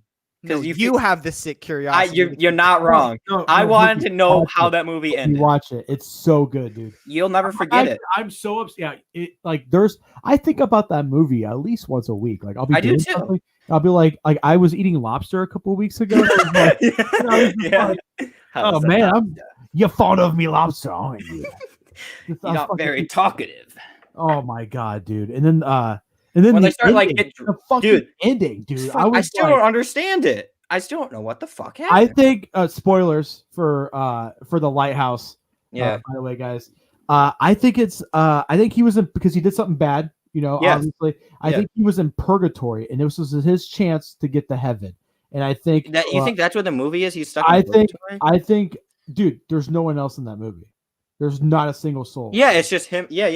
Him, and William Dafoe. There's some people at the beginning, but you don't see them. You don't see them. You see, like, you hear them like carry stuff in, but that's true. I think it's an allegory for purgatory. I think William Dafoe is like the keeper, like to let you know, like, hey, are you going to be going to heaven or not? And I think his betrayal. I think when he opened up the lighthouse, he saw hell, and it burned his eyes. And okay, that does make sense.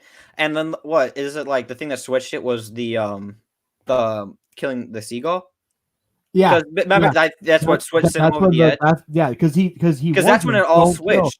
Don't kill a seagull. It's bad luck. He said it's bad omen for the sailors. If no one knows what you're talking about, you guys sound like you're talking about the most random shit I've ever heard in my life. I think he saw hell. I'm just fucking seagulls. Like, what the fuck? Here it is, dude. Here it is right here. Also, you have it? Oh, dude, yeah, I bought the Blu-ray. I'm a little pissed at this. You should do a watch-a-thon of that shit. We should. I gotta say though, I'm really annoyed movies are doing this. My fucking Parasite Blu-ray has this too. Thank God Criterion is picking up Parasite. This fucking goddamn Rotten Tomatoes sticker that's fresh, on movies now. Fuck that. I don't want Rotten Tomatoes on my fucking. It means everything. Can you take the sticker off, or is it like on there? It's part of the. It's printed on. It's even on the fucking case. Look at that. I mean, they got a good. They had to have a good contract with that, but yeah. Yeah. But seriously, shout out to A24, dude. They put out. Did you see the trailer? Did you see the trailer for Green Knight coming out by A24? What is that? Oh my god, dude! It's Let me look it up. Look up. Just that trailer looks so fucking good. It's for people to buy it. Yeah, I get that some dumbasses are like, "Oh, Rotten Tomatoes score is fucking 90%. I'm gonna buy it." But what is it?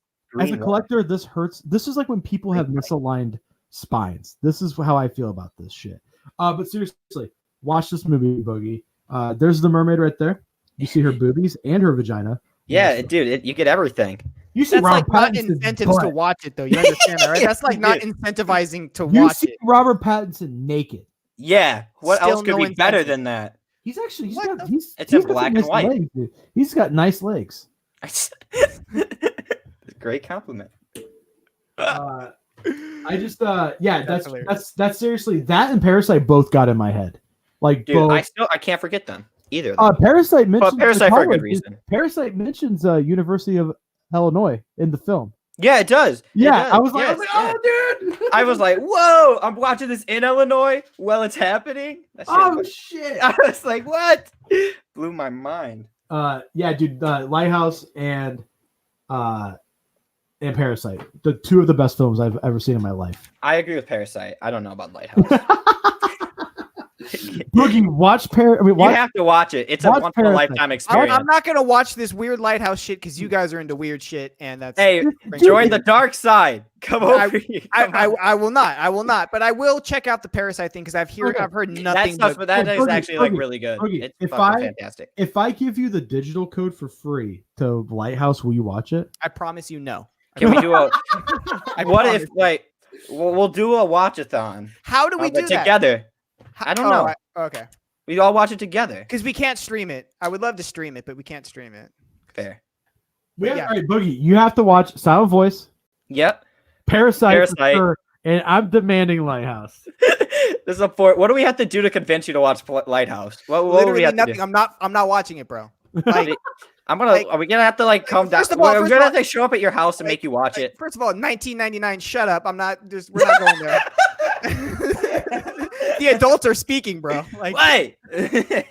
I will send you a copy every day for a year until you watch it. You're gonna have a stack of Lighthouse. So like Blu-ray. Serial killer notes with it. It's like watch it or else. That's creepy. That's creepy. You're just not fond of my lobster now, are you? You're not. No, I didn't say that. No, I didn't say that. That seems so funny because Robert Pattinson's going nuts. He's like, and I hate your cooking. And then that's when it got real. He gets upset. He goes, "You're fond of me, lobster? Hey, say you fond of me, lobster." He's like, you're fond of me, lobster. I don't even like your lobster. So I want to switch tracks for 1 second, you guys. Yeah. I want to, because you guys are fucking talking about lobsters, bro. Like, we're talking about lobsters on a Tuesday night, bro. Like, what the fuck? This is what it does to you, man. That's what the Lighthouse does to you. Okay, so I want to get down to, because like I've heard so much crap about this on Twitter and on YouTube, and I don't know what the hell is going on. What is with the My Hero Academia controversy going on? Okay, so someone bring it back. I gotta go take a shit. Go for it. All right. Okay, so let me do this the best of my ability because I don't know the full thing about it. But okay, so one of the characters, one of the villains, was named after a guy who I think gashed the Japanese or something like that. Like committed like a bunch of heinous crimes against them.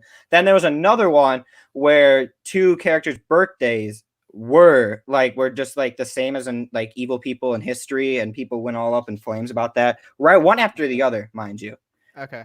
Yeah, that shit was wacky. Like, that doesn't seem like such a big controversy to me, though. Like, but I think it's weird because I don't know how many people in Japan. I think it might have been more in Japan than what I think, but because we can only see it from like the Americans' perspective. But it seems like it was mostly like Americans getting mad at it for like something that really didn't.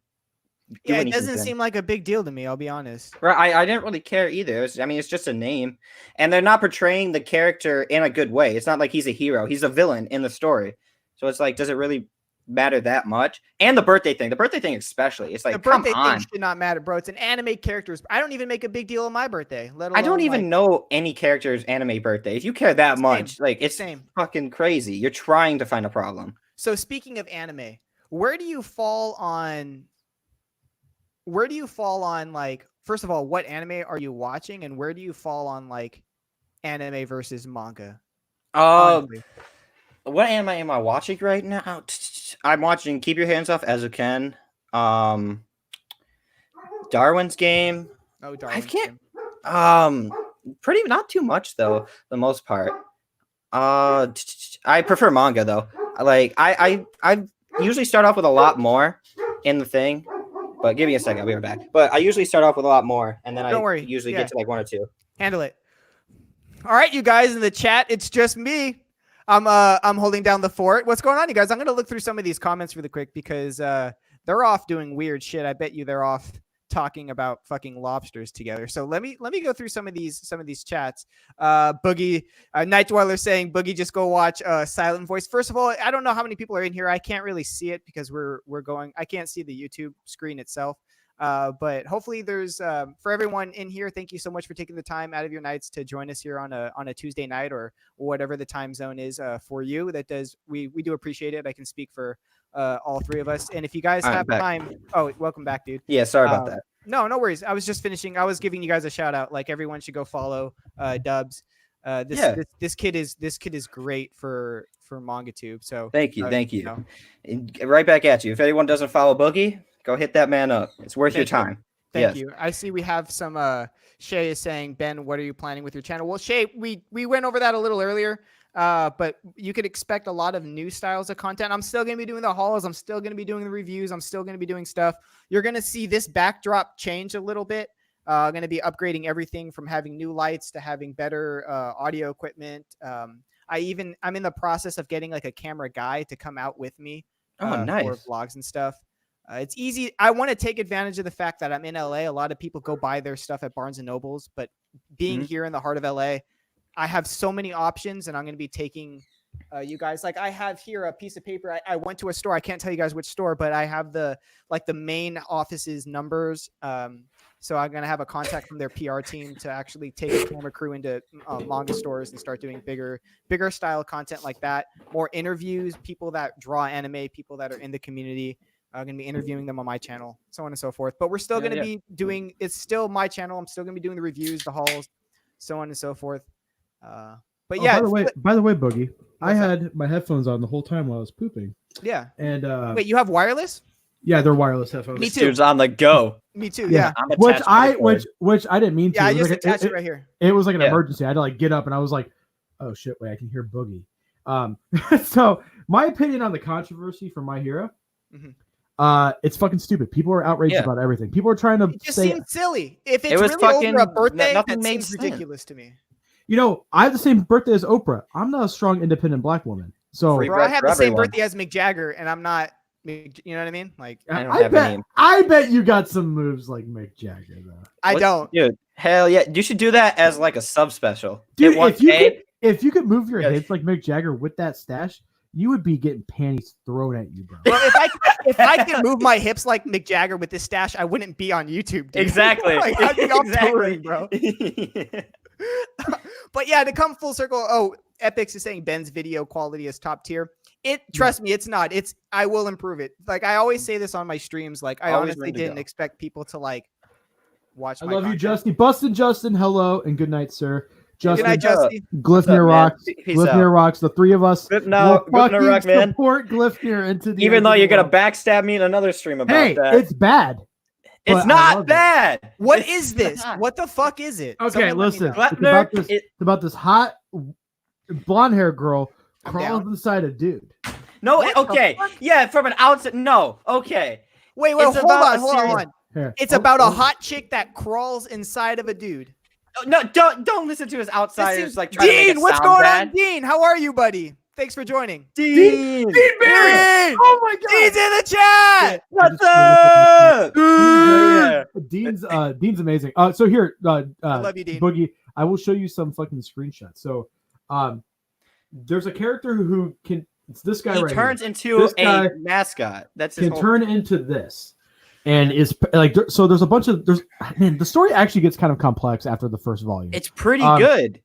These aliens fell to Earth, and they get turned into coins. And if you bring them to the No, they were vendor- already coins. They were already coins. You bring them to the vendor, and he gives you powers.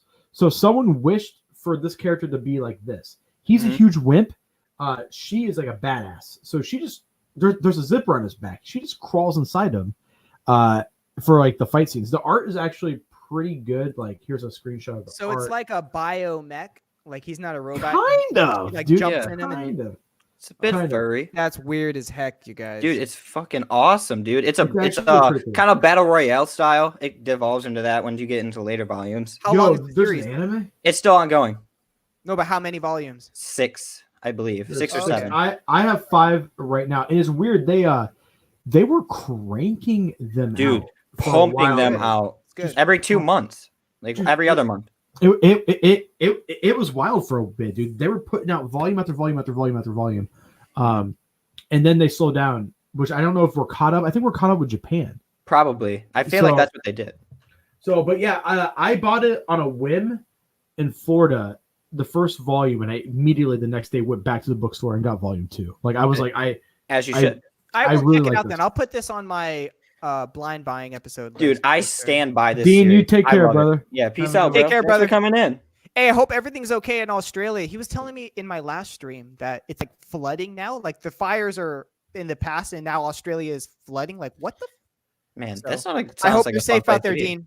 You know what I love about big channels like Dean and then like too spooky is that Too spooky. they Too like spooky, yeah. support the smaller channels, dude. Like Spooky's and I talk about once a week in the DMs. He's sometimes in the chat, like, and then Dean, like that's just awesome. Yeah, Yeah, it's awesome. Yeah, Great you to gotta see. respect it. Spooky helped Zach beat that fucking copyright claim, It's fantastic. copyright strike. Yeah. So and Zach did beat it. He Now, can, I do want to take a second to say, just because he beat it doesn't mean you will. You being the proverbial you. Still Yeah. be very wary about putting manga panels in your. I don't videos, do that guys. at all anymore. I will. You won't catch me doing that. It's just Same. unnecessary risks. At most, I'll do like maybe like one page, like quick, not a screenshot, just You like won't see me do anything except for a cover. I right. used to like if you I go used- back to I my don't do older that videos, anymore. I used to flip the camera around and show the artwork because a lot of comic book reviewers that I follow, like Omar near me, he'll show fucking page after page after page, no problem. But it seems like the manga companies have an issue with that.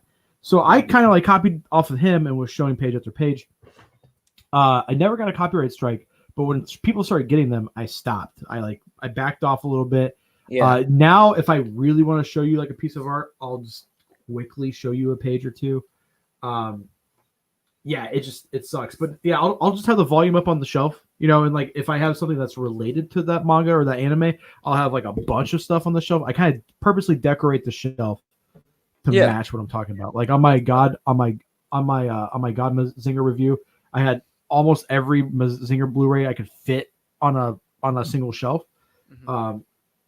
But yeah, don't show panels anymore. And it sucks because Don't show panels. it Hell sucks no. because you want to be like, dude, there's this one scene, the artwork is incredible, just like Yeah. the Mhm. paneling is just great.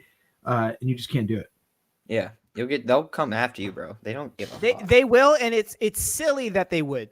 It's silly that they would. The whole thing is silly, but I can have kind to of get understand it. No, Yeah, I understand it. I get it. It's just me being selfish. I want to be able to do a reaction video of like reading a current chapter of something. Yeah. I want to be able to, but obviously, okay, well, life's not perfect, but I get it. Yeah, definitely.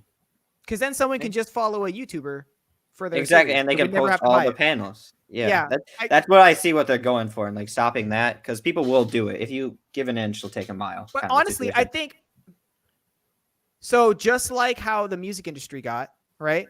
Yeah. Okay, so so what if I don't buy your album? I'm listening to it a bunch, and then maybe I go to one of your shows. Maybe they buy some of the merch associated with that franchise. Maybe they somehow, some way support the artist in a different avenue than the actual manga itself. Now, it's probably not 100% comparable to music, but I think there's a benefit in it of itself for that. It's almost free marketing. If you have a YouTuber that has 400,000 subscribers and they're reviewing something for you, how much buying power does that channel actually have? It's probably a little bit. I think, with the people that view my stuff, I get comments every day. I bought this because of you. Right? I'm starting to get those comments, bro. I just started getting a couple of those to be like, yeah, I'm interested. I counted 11 people bought Juspian because of me. Really? Yeah. So that's 11 copies. So and you have 3,000 subscribers. So imagine, let's quadruple those subscribers, and how much buying power is your channel going to have? Exactly. I think that they should, yeah. I digress. You guys know what I'm saying. Yeah. You guys know what I'm saying. Yeah, for sure. Fuck the 5-0. Yeah. No. Hell yeah. Gave me a ticket. Now I hate him. My cousin has fuck the 5-0 tattooed on the inside of his lip. Oh yeah. How'd that go over? And he's like a fucking chemist at a hospital now. Like he's got like a good job. What's up, guys? No, he came to Christmas dinner and his lip was fucking swollen, and he was like, "I got into a bar fight," because our family would be like, "You're a fucking idiot. Why'd you get a tattoo on your lip, you fucking moron?" Nice. But a bar fight's a little bit more acceptable. So you can fight in a bar, but don't get that. I mean, this is a fucking issue, dude. Like, how many people come into the restaurant and just feel like I only see that on girls. It's like, okay, who cares? Or it's a good thing you're not my kid. I'm like, well, first off, I'm an adult. Yeah, Second off, if I was your kid, I probably would hate you. And it's always people that like you've known for years, so they give you like too much personal information. I'm like, yeah, it's a good thing your wife left you fucking fat piece of shit. Just like drop some knowledge. It got real. Riley says, I bought Dorohedoro because of Floof. Because of me. Thank you. Yeah. Dude. And I think honestly, I think the more the manga tube community may be small, but like I think the key word in that sentence was community. Like we have such a strong community here in this little niche corner of the internet. And I think even the smaller channels, like me, are going to have buying power. Now it's not going to be anything compared to bigger channels, of course, but it's interesting in and of itself. It is. Oh, we got another person saying Dorohedoro because of me and Blade the Immortal. Awesome. Hell yeah, guys. Shay says, I think if you want to show that kind of content, you need to be sponsored by a publisher. Not only do you need to be sponsored, Shay, but even if you're sponsored, you're going to get the copy strike. And then you would have to fight it. And then the sponsor would have to give you like whatever credentials needed to fight that copy. You're still going to get the, like immediately it's going to get flagged and demonetized if that's something that matters to you. Yeah. Yep. And Shay got me to read Requiem of Rose King. I feel bad because a publisher sent me some stuff to review. And it was like a week before my grandfather died. And they messaged me like, hey, are you reviewing it? And I'm like, actually, guys, I think I'm not going to because my grandfather just died. I'm putting a bunch of like ideas on hold, and they were really understanding about it, but I felt really fucking awful. I was just like, review it whenever you have time. Right? Like, that's they true. put a deadline on it or something? No, but it's stuff that I don't. It's like boy love stuff. No more. It's not stuff I don't want. Boys love. Yeah.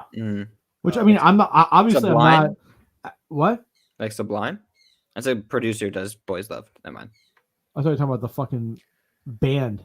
No, I got a story for the band. I got a story. Oh, so, here we go. I'm from Long Beach, and Sublime is from Long Beach. Mhm. And back in the day, I'm from a very small town in Long Beach called Belmont, which is right on the water. Like I grew up on the beach. Like on a windy day, I would have sand in the alley behind my house, and that's where Sublime's from. It's from Belmont in Long Beach, California. And my dad has stories of like the neighborhood Sublime parties before Bradley died. Awesome, dude. Yeah, and of course, as I moved out of Long Beach, right, my first band that I was ever in, I was in like a cover band up way inland that did Sublime covers and like Jack Johnson covers and whatnot. Oh, dude, that's cool as hell.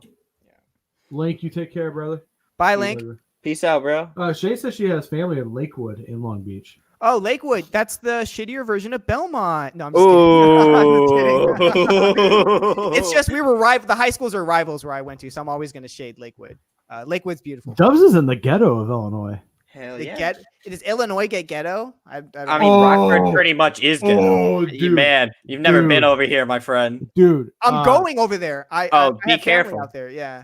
Wait, where? Yeah, where? My friend, I don't want to say exactly where because apparently it's such like a small town that I don't know where my friend lives. You know what I mean? Message me on Twitter. I'll tell you guys. Yeah. Okay. My friend got a job outside of Chicago, but it's like way outside. So I'm gonna fly in, and I might know. You might be. I might be around there. If I'm by you guys, Flip, I'll definitely like stop in the restaurant and like create a scene, then give you bad Yelp reviews. Talk about how much I hate that septum piercing there. No, bro, dude, Flip, I'll come in there and I'll be a host for you, dog. Like whole time. I used to host. We actually don't have a host. Really? Is it that small of a restaurant where everyone does everything? We have 12 tables. Wow. Okay. Table restaurant. So 5 o'clock is crazy for you. Valentine's Day we were 3.5 hours on a pizza. Oh my god! Wow! 3 on a pizza, dude. Wow. That's crazy, dude. I know how crazy that gets. Though. Okay, Flip. Tell me the most quintessential Italian style dish. I don't want any cliches. Like something I wouldn't know. Well, on our menu we pretty much only have cliche stuff. Well, it doesn't have to be on your menu. Like what's something your grandma would cook that I wouldn't know about? Like what's a Christmas dinner for Italians? Brutal is a big thing that we do. Brutal. It's bone marrow soup. Okay. But I think my grandmother puts rice in it. Sounds delicious. She puts a couple other things. Also, real food from Sicily has no red sauce. That's that's an American thing because tomatoes are from America. So no red sauce. Yeah. So if you go down to Sicily, it's mostly sauce with sardines in it. A lot of couscous. Like a lot of like just not red sauce. Like pizza, obviously, will have like tomatoes chopped up and thrown on there, but sauce isn't like a huge thing. Interesting. Okay. Wow. The more you know. I have a thing where I would like to for like maybe 6 months, like half a year. I would love to go to Italy and study like classical music. I would love to do that, bro. Like rent out a place for like half a year, cut a deal with someone. It doesn't have to be fancy, and like just study classical music. That's like on my bucket list of things. Sicily, we used to go every year, and my family has a house out there. It's just it's nice. It's gorgeous, dude. It's a beautiful place. I don't know. It's real family oriented. Like all the shops in the towns that we go to, they all shut down at like 11, so people can go home to their families and have lunch. And then there's a party till like midnight. Like there's live music in the town square. Like people, bringing wine, ice cream out the ass, just bread. Oh man, dude, the fucking bread in Sicily. Dude. So there's this guy named Angelo, who literally makes bread fresh every single day. Gets fresh fruit, fresh meat, and he puts it on this big cart and he just rides a bicycle on this big cart behind him down all the roads, and you can hear his horn, and you go out and you buy this freshly baked bread, these freshly shaved meats. A lot of like my favorite thing is just getting back in Sicily is you get like a nice slice of bread. It's gotta be kind of thick, and you put some prosciutto on it, some cheese that smells like fucking ass on it, shredded on there, and then put a little bit of olive oil. Cheese, dude, my grandmother used to sneak blocks of cheese in from Sicily, and they would be in her basement all year round, and you would just take a smuggling cheese. I could buy it. No, I could buy it, dude. Yeah, dude, I live in such a I hate that I'm saying this, like, but I live in such like a bougie city that like all of the nice places close down at like 8 o'clock. Really? Yeah. Rockford lives at like 4 a.m. We close at midnight in the Like Wednesday, they kick Thursday. out homeless people out of my city. Like a cop will come, scoop them up, and then drop them off. Like, oh man, they can do that LAPD easy. is. Yeah, they will. That's nice. We close the restaurant at midnight on Wednesdays and Thursdays, and then 1 a.m. Fridays and Saturdays. 1 a.m. 1 a.m. dog. Ours goes up to like 2 a.m. But when's So the you're last not call? too far away. When's your last call for pizza though? Dude, we will fucking answer 11:58 or 12:58, and we'll take the fucking order. Because honestly, dude, we're a mom and pop place. The fact that people want to eat at our restaurant versus, and also the drunk people always overorder. But the thing is, I'm thinking of like your job doesn't stop when the pizza's delivered. Then you got to clean up. Well, yeah. Then you got to check register, pay out, waiters. Literally, here's my here's my daily thing. Tomorrow I got to be at work at 8:30 in the morning. So I'm gonna be there 8:30 in the morning. We got to unload the truck. It's gonna take maybe an hour, 2 hours. Get things set up, and then I'll either go straight into prepping, depending on how much we need to prep, because we cook fresh every day, unless we have a little bit of leftover. I love that. Dough is the best 24 hours. It has to sit in the fridge for 24 hours. Fresh dough falls apart. Yeah, it's real fucking shitty. Real good dough, you got to roll it tight and put it in the fridge for 24 hours. Do you re-roll? Yeah. So we re-roll like probably we'll mix it. We'll throw it in the fridge once it's done because you can't mix it, then put it right. It has to rise. Rise. You got to keep mixing it, remixing it. What about your sauce? A pizza place. Sauce is made every day. Okay. Every single day. We don't. If I send you $100, will you put a pizza on dry ice and ship it to me overnight? And I'll eat it on my fucking channel, dude. Like I would. You know what? I would like jar the sauce for you and like get the dough and like flash cook it. So like we get people who take we can do frozen pizza. We get people that take frozen pizzas to like Texas. But I wouldn't put it on dry ice and just send I would not recommend getting any meat though, because we literally use raw meat on everything, and our sausage is made in house with like fennels and just like. I don't get meat on my pizza anymore, dude. Just basil and tomato. That's it. Dude, that's the best, man. It's the best. We can use some buffalo mozzarella on your pizza too. Now you're talking to me, bro. This is dirty talk for me now, bro. Yeah. Yes, bro. Whisper in my ear. My favorite pizza right now, though, honestly, is we take some shrimp, right, and we use some in-house blends, right?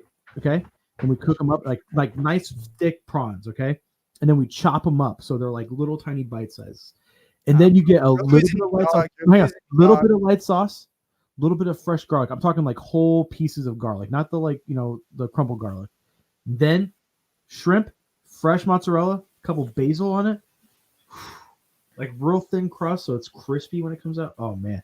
Now our thick crust is like that, dude. Oh wow! It's like a fucking it's a meal. Like a slice of thick crust like would fill you up. Send me a pizza though. I will. Actually, Absolutely. if I'm out in Illinois. We'll just have to meet up. But like, yeah, if any of you guys are in California, hit me up, man. Like, Shay, I'm also on a diet as well. I'm fasting. I can't eat until 4 p.m. tomorrow. My doctor literally told me I need to gain weight because I stepped on the scale and then I went to the doctor. Same. Mine's told me that How much do you weigh? I weigh 119 right now. 119? 119. I'm 140 now. I weigh 119 and I'm 5'8", 5'9" if I like fix my back. I'm 260 pounds. Yeah, that's a lot, dude. But I also was on steroids. But that isn't fat, though. That's like muscle. You're like a bulky guy. I have a chubby belly, but I can never get rid of it. Like at my thinnest, I still had a gut. I think most of it's loose skin because I was so big. Mm-hmm.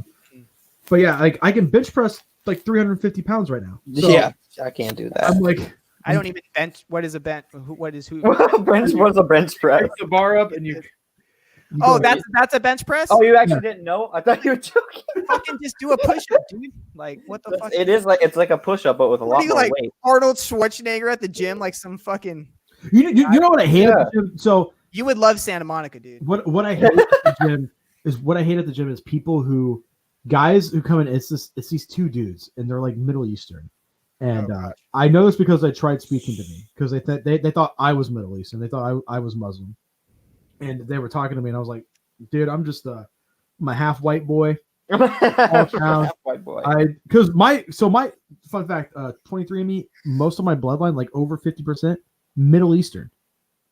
Get out, really? Yeah. So and like there's like Get out. Italian in there. Wow. So Most of my from my mom's side, most of it is like I'm named after someone that fought in the Revolutionary War from our family. oh, wow. So like we go way back, but most of it's from I have Swedish, British, and then all the stuff on my dad and Irish. A lot of Irish. My beard turns very red.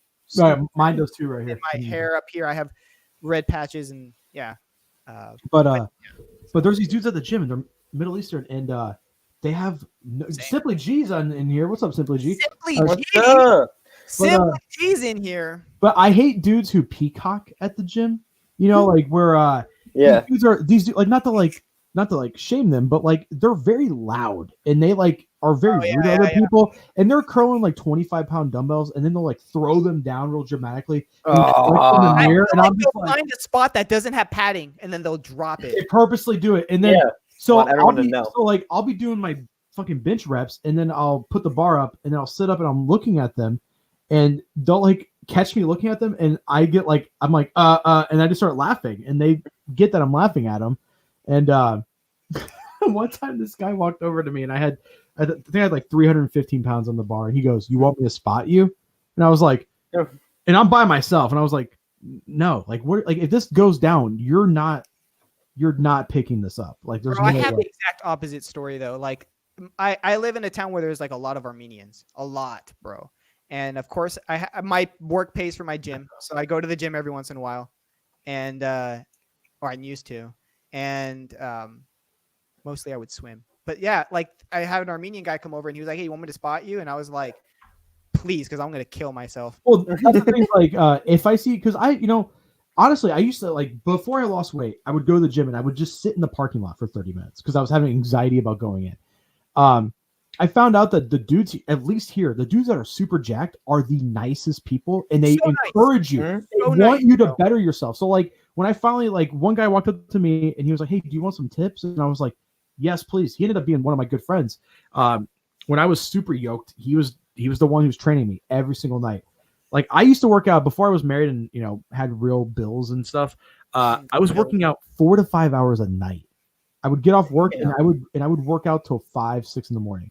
Wow. And it would be like arm day is going to be like we're gonna like I would cycle workout partners until I found this guy because people just were like, "I can't work out with you. Like you're too. One, you stay out too late, so you're our ride back, and two, too much like so like a normal workout like let's say arm, we start out with we'd curl, and we would do a set of 10. So you would do 10, right? You count to 10. And you would go all the way up 10 times and all the way back down without stopping. That was the warm-up. And then we would go do preacher curls. And then we would go do individual preacher curls. And then you do triceps. And then we would do this thing called it was called the gauntlet. So you would start and you would have the bar. And you would go from 10 pounds to 50 pounds. And you curl 10 times without stopping and back down. And then you would go and do tricep kickbacks.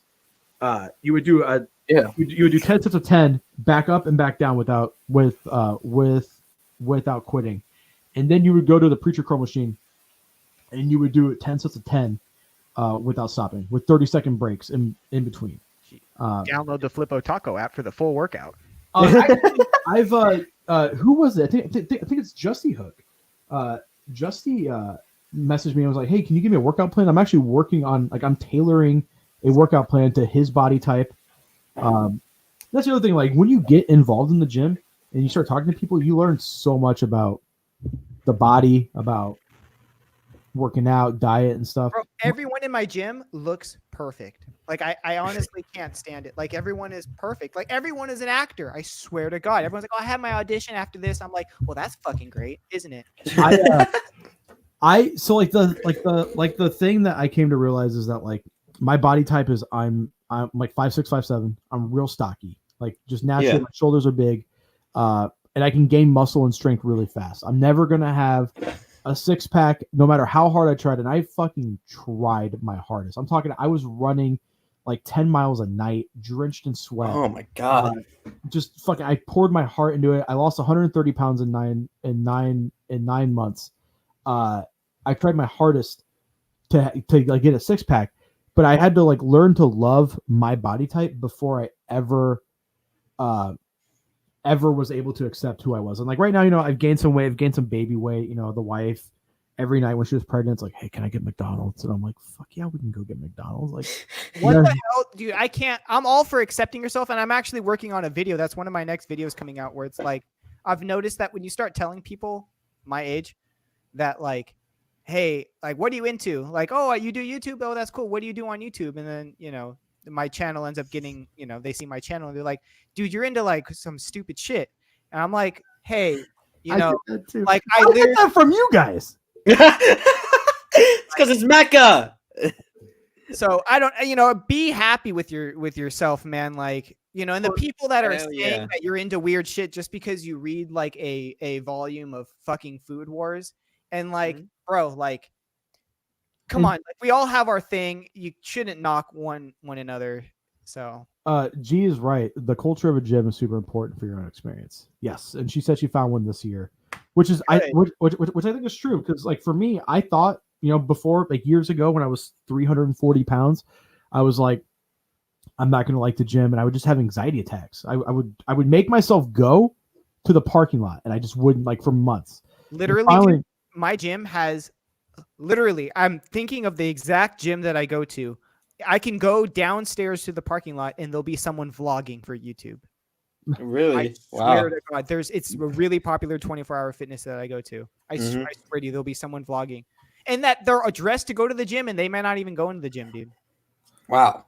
And like the way I had to learn to love myself before I made the commitment to lose weight. Because and then also as a guy, and I don't know if women are this way as well, but like when you lose, like I went from being not, I need to word this to make myself not sound like a douchebag. I went from never having the attention of females ever in my life to an overabundance of attention. And I had to ego check myself. I had to be like, you're not turning into the thing that you fucking hate. Because I was slowly becoming a douchebag. I was becoming very vain. I'm talking like I would go to the barber every week, every Monday, 4 p.m. My barber had a spot for me. I was trimmed, cut. Everything was just, it had to be perfect. I was wearing, I would like deep clean my shoes every single time I wore a pair. Like, I mean, that's crazy, man. Dude, like, I have go through the same thing for the other end of the spectrum where it's like I'm so skinny that I have like body conscious like issues because I'm so skinny. Yeah. And I've never been like incredibly good with the ladies. Do you know what I mean? I've never been like actively sought out like that. I mean, I've only ever been like, I mean, this is probably TMI, but I've only ever been with 2 women. I was in a relationship for 10 years. Yeah. Got out of that and then dated, but this is true. A couple times girls have been like, hey, do you want to come back up? I'm like, yeah, let me just go park the car real quick. And I was scared of being physically intimate with a female, and I would just go home and ghost them. I'd be like, I don't know what to do. So then when I met my now wife, I thought she was way out of my league. Like I was just like, this girl is the most gorgeous girl I've ever seen in my life. She's out of my league. I'm not even gonna fucking hit on. I'm not. And then one night she was like, hey, will you talk to me? Because this dude, like, she worked at the gym at 18. The graveyard shift by herself. You know how many creepy guys came in at the gym at 3, 4 in the morning? Yeah. Nighttime is not. Yeah. So, and it's not in the best side of town. So she was like, hey, will you talk to me? Because I've been coming in for, months and she knew me. I'd always say hi and that was it. And she was like, hey, and we talked for hours and hours and hours. And then I took her, she blew me off on her first date because she has really bad anxiety. So she was like, freaking out about it. And then eventually we went on our date and I knew the moment we went on our first date, we drove around for 10 hours. I was like, this is the girl I'm gonna spend the rest of my life with. Right. And it's adorable. It's because she hit on me first. She was like, hey, you have really beautiful eyes. And I was like my brain was like, ask her out. And I was like, do you want to go get Subway with me? Oh man. That's awesome though. But dude, being self-conscious, like people don't understand. Like for me, when I look at you, Ben, I'm like, that guy's handsome. He's thin. He's he's a good looking dude. But I don't know what's going on in your brain, and you're self-conscious. Yeah, right. Exactly. No, for sure, dude. You know how long it took me to like have the balls to just even have a mustache? You know what I mean? Like Well, honestly, dude, I've wanted one for such a long time, and I was like, you look like Jesus without the mustache. oh yeah, I did send that picture. Yeah, you look like Jesus. Yeah. Dude. Yeah. So for the people in the chat that are wondering, I sent this. I had a phase. We'll just call it a phase. He looks like Jonathan from Queer Eye. And I call it, it's a Jesus hipster. It's hipster Jesus. And Hipster Jesus. You know what's funny is that everyone was sending each other awful photos of our high school, and then Ben goes, "Here's my awful photo," and he looks gorgeous. It's like, here, let me just slip this one in. I did, in high school we have like those yearbooks, and everyone has like, most likely to succeed and all of that shit. Yeah. I always got in the yearbook like best dressed. I always got that one for some reason. Hell yeah. I was just that kid. I don't understand. Yeah, I feel that. I'm the same way with like clothing. Like I'm very particular about what I dress. I could never fit into clothes, dude. So like when I have the opposite problem, dude. I can't fit into clothes because I used to be an extra small. Now I'm just extra small. So try to find pants that fit me. I went from 4X to an X to a large at my thinnest. Yeah. And what's your pant size? What's your pant size? Right now it's it depends, 36, 38, but my height, my heaviness, I was a 50-inch waist, dude. I was a big motherfucker. I just hit 29-30. I used to be a 20, really? Wow. 28. I'm 32, just straight up like that. See, but you can go to like normal stores and find pants then. Yeah, that's true. I can never find stuff that fits my legs. Because like I agree with you. He's saying we all have our own self-image issues, no matter what. Right, exactly. Everyone always is conscious about themselves. And that's what helped me out was like everyone in this gym probably has something about themselves that they hate. For sure. Right. So I'm not alone in that. You know what? Exactly. That's a question. What manga have you guys read that helped you feel better about yourself? Better about myself. Really there. Maybe you read it at the right time in life. Maybe I really like Grand Blue Dreaming because I gotta get into that one, dude. It's a story of like the story about scuba diving, and it's not the scuba diving itself. It's about a kid who's growing up in college. He's in the same exact situation that I am, just growing up in this place where he's meeting these new people, he's meeting these new experiences, about just trying new things, growing up, and and as I'm going on that journey myself, there's just so much in that series that like really helps me out as I grow. And I love that series. There's so much about that to love. Can you give like a specific example? Like does one come to mind? Or is it first just scene? Like, okay. Yeah. The first scene that I could think of that came to my mind is when Iori first goes out to scuba dive and he's terrified. He can't swim. Like he actually can't swim, but like it's different. Scuba diving, you don't have to know how to swim.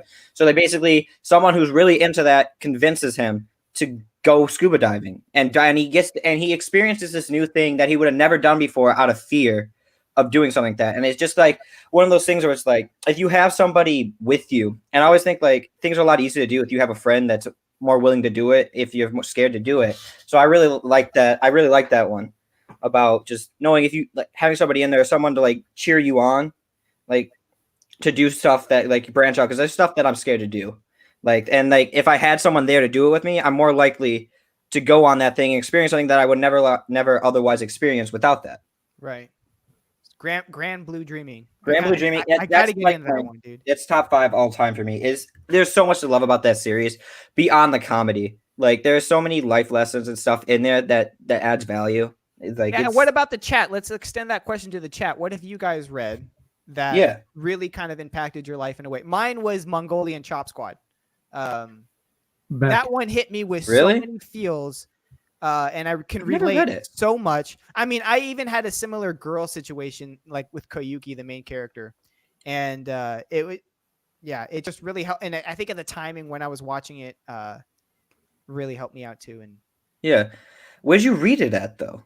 Like, how did you read it? I'm editing this a little bit. I watched it. I didn't read it. I watched it. Because I'm trying to think. I think the only place you can read it, or that I've found, is Amazon Kindle. I think they have the whole thing for free on there, actually. Oh shit! Really? Yeah, I think they have all that and Comixology. I think they have both of them. I'm not sure about Comixology, but I am about Kindle because they had Initial D and everything. Oh, Initial D. I mean, so one that I read was right after surgery. I had a massive surgery. I read Tokyo Ghoul.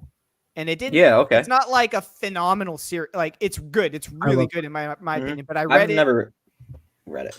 I recommend it.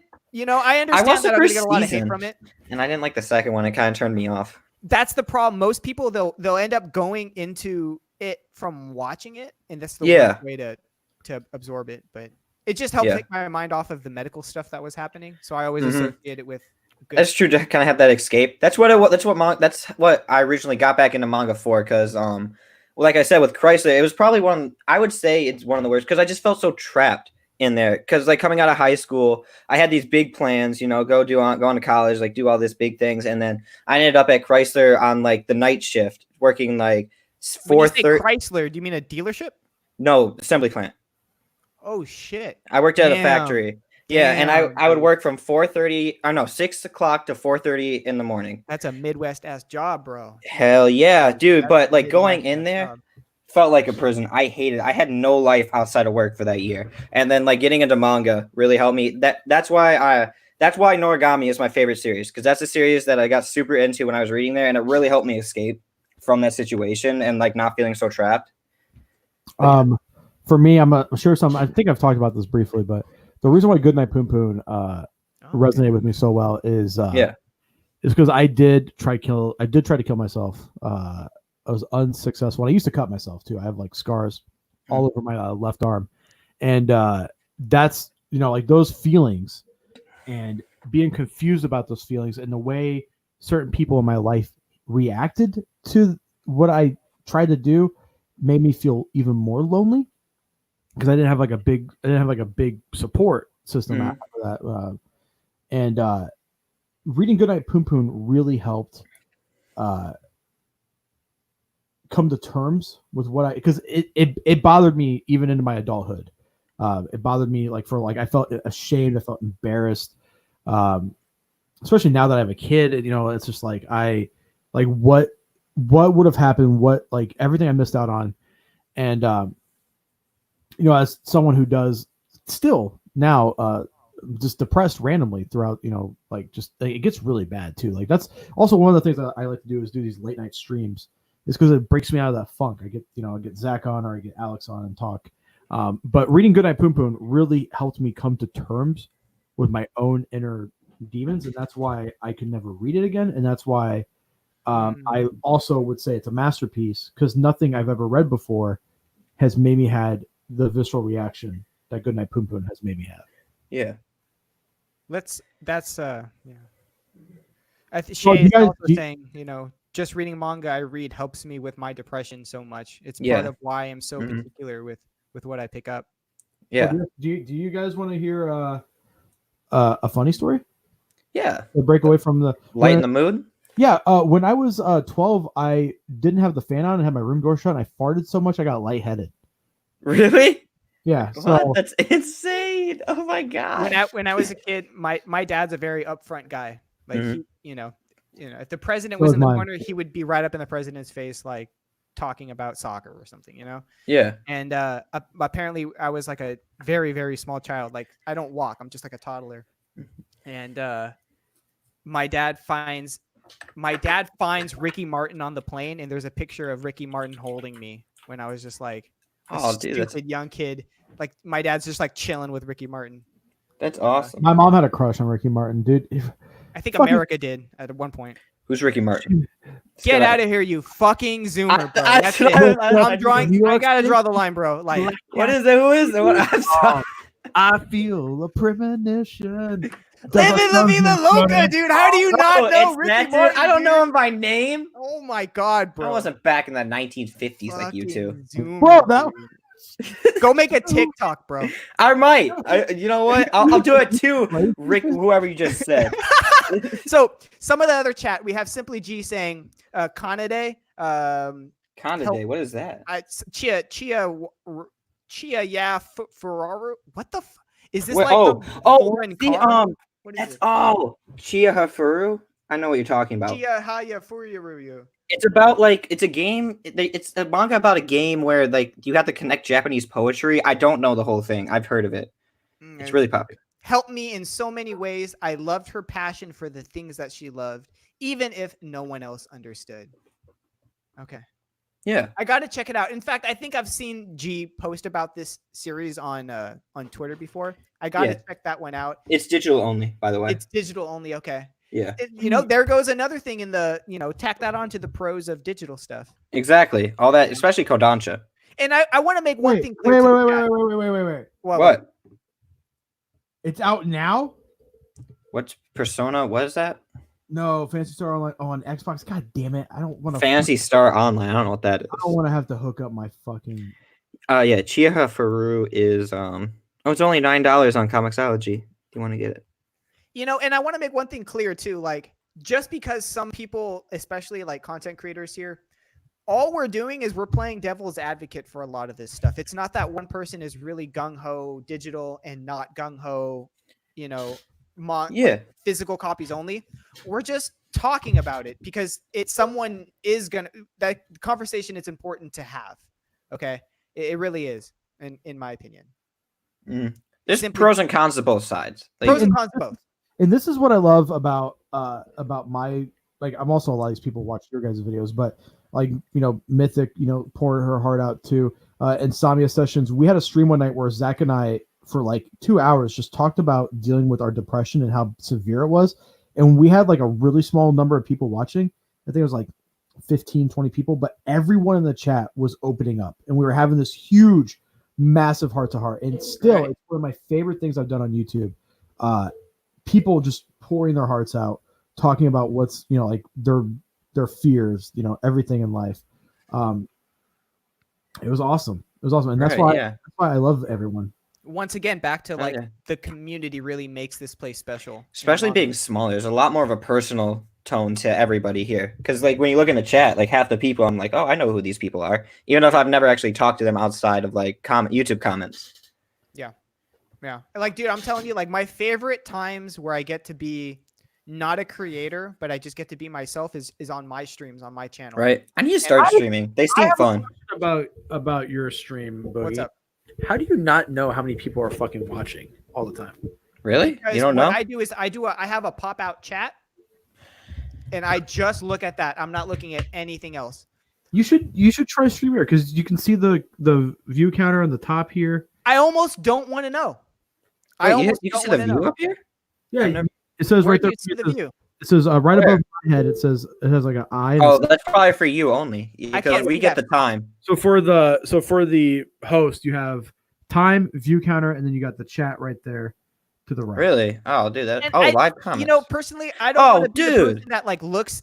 How do you get it? That. Let me see it. How do you do that? Just for live comments, go look to the right, private chat, click on live comments. I've been looking at my phone this whole time. And then also Boogie. I can see the comments, but how do you know how many people are in here? Oh, I don't know how to do that. That's probably host. Yeah, it's for the host. But also, you can click on a comment and it pops up and it shows the person's name, and then you can just unclick it and it goes away. Dude, that's awesome. Look, maybe it's like, and look here. So Flash is also saying something important where he says chat check. That moment where I'm in my. I love that too. Yeah. Chat check. It's a way for. Because I have a thing where I answer every comment. Going over every one of these comments because if people are taking time out of their day, I want to show them proper respect. Absolutely. Answer if they want me to react to whatever they're saying, if they want me to answer a question, if they want me to question something, whatever, and things like this where chat check and so on and so forth. I enjoy it. I don't have to know how many. I don't care if there's 2 people in there or 30 people in there. I will give my stream how That's awesome though. Like to respond to all that. I need to start streaming. I want to. Bro. I don't have a stand. What do you want? I don't have anywhere to put it. Okay, guys, everyone send some. We're gonna buy you a stand. This stream is what we're gonna. Don't give me subscribers. Donate to my Patreon so I can buy a stand. No, here actually. Wait, do you have a Patreon? No, no. I was thinking about setting one up, but I don't know how I would actually. How many tiers? What would the tier be to get your nudes?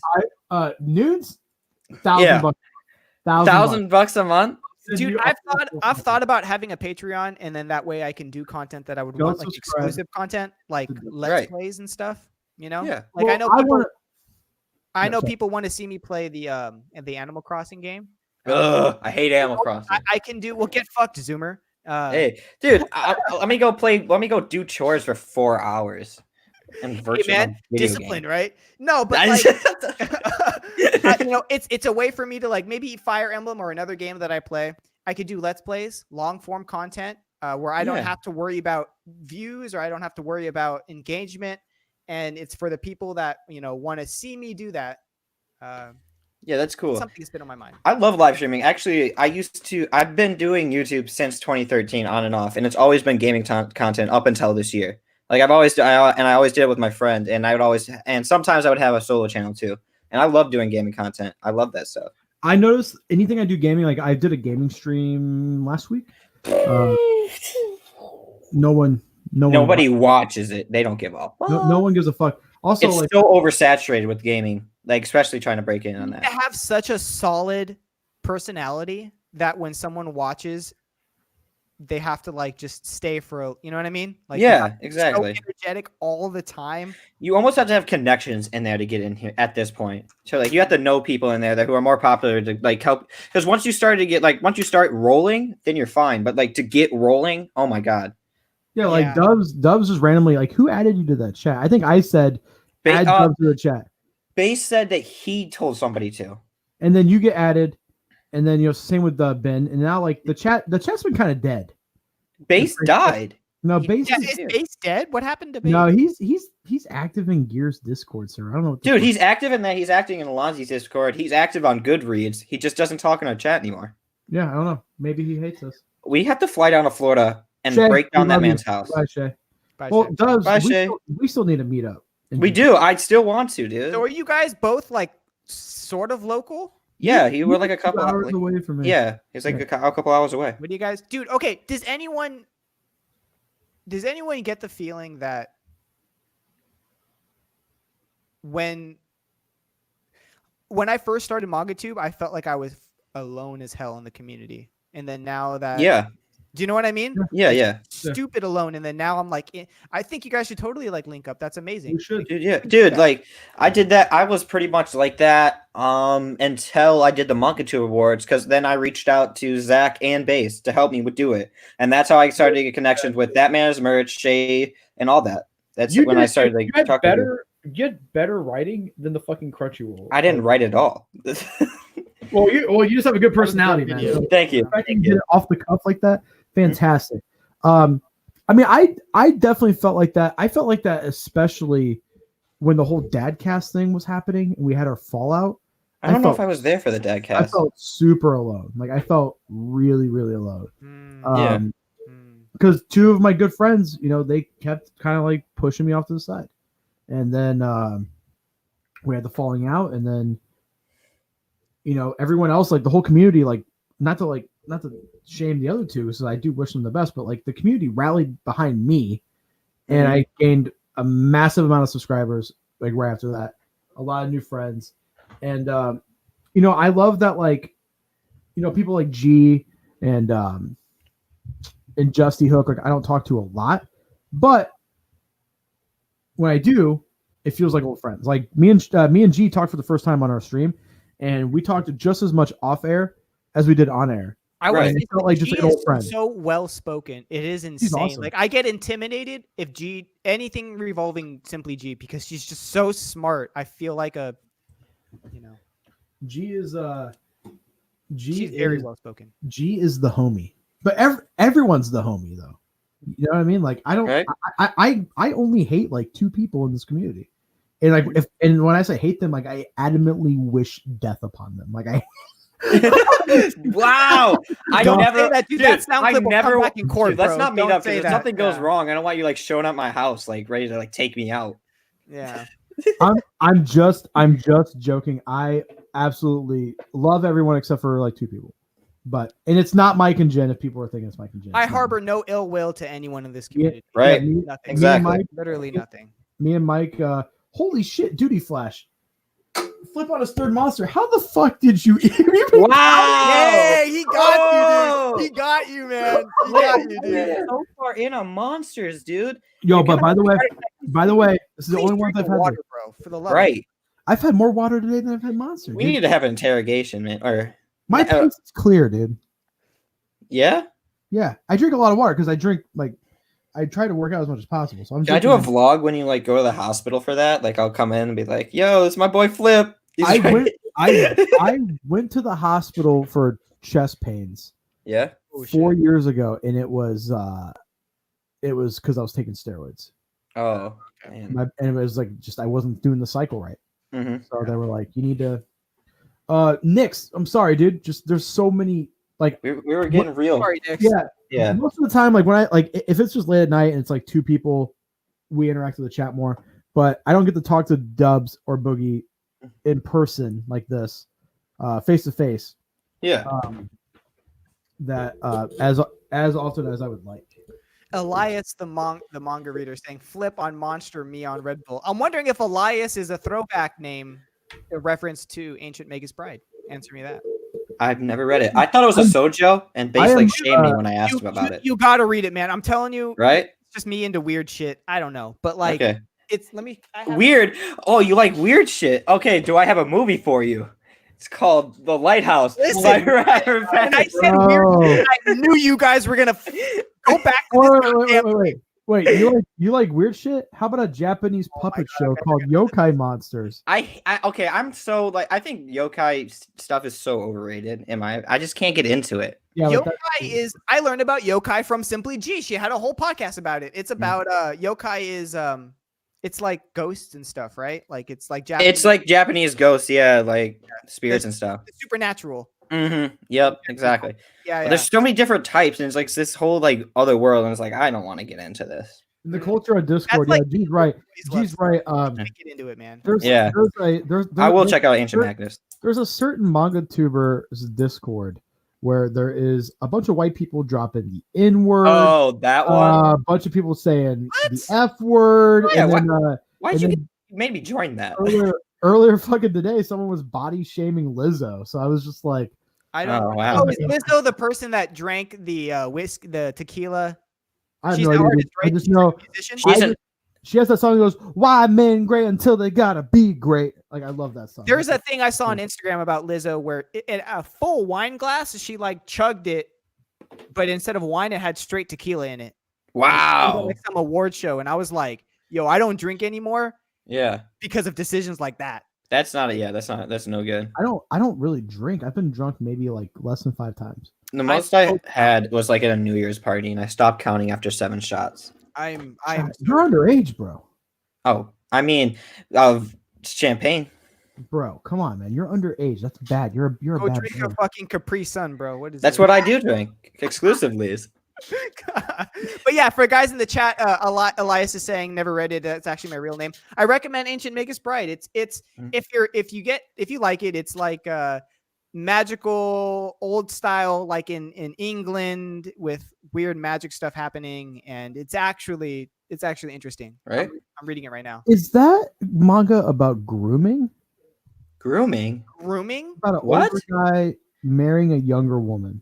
It's about yeah. So yes, in a way it is. So this is a cover of it, and it follows the main. It follows this guy right here, whose name is Jesus. Everything's backwards. Okay. This is Elias, and this is Jesus. This is Chise. Jesus. Okay? Jesus. No, he's in this manga. No, Chise. Chise. Man, you got me all hyped up. No. Our Lord and Savior. Bless up. It's good. It's good. I recommend it. I didn't think I would like it. I watched the anime. The anime was so beautiful that I just bought all of them. I'm finally reading it. Nice. I need to check that out. I do want to. What's your favorite manga of all time? Me? Hands down, bro. One Piece, bro. One Piece. Of all time? Of all time. Of all time, bro. Ooh. It's a bit long. Listen. Have you read it? All time. That's a long series. I respect it though. I can't argue with it. All I'm saying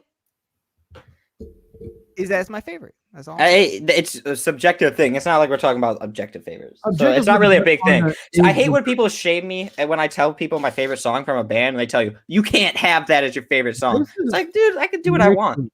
This is quickly becoming one of my favorite series. I've heard it's really good. Why more people aren't talking about this. This is seriously like the artwork.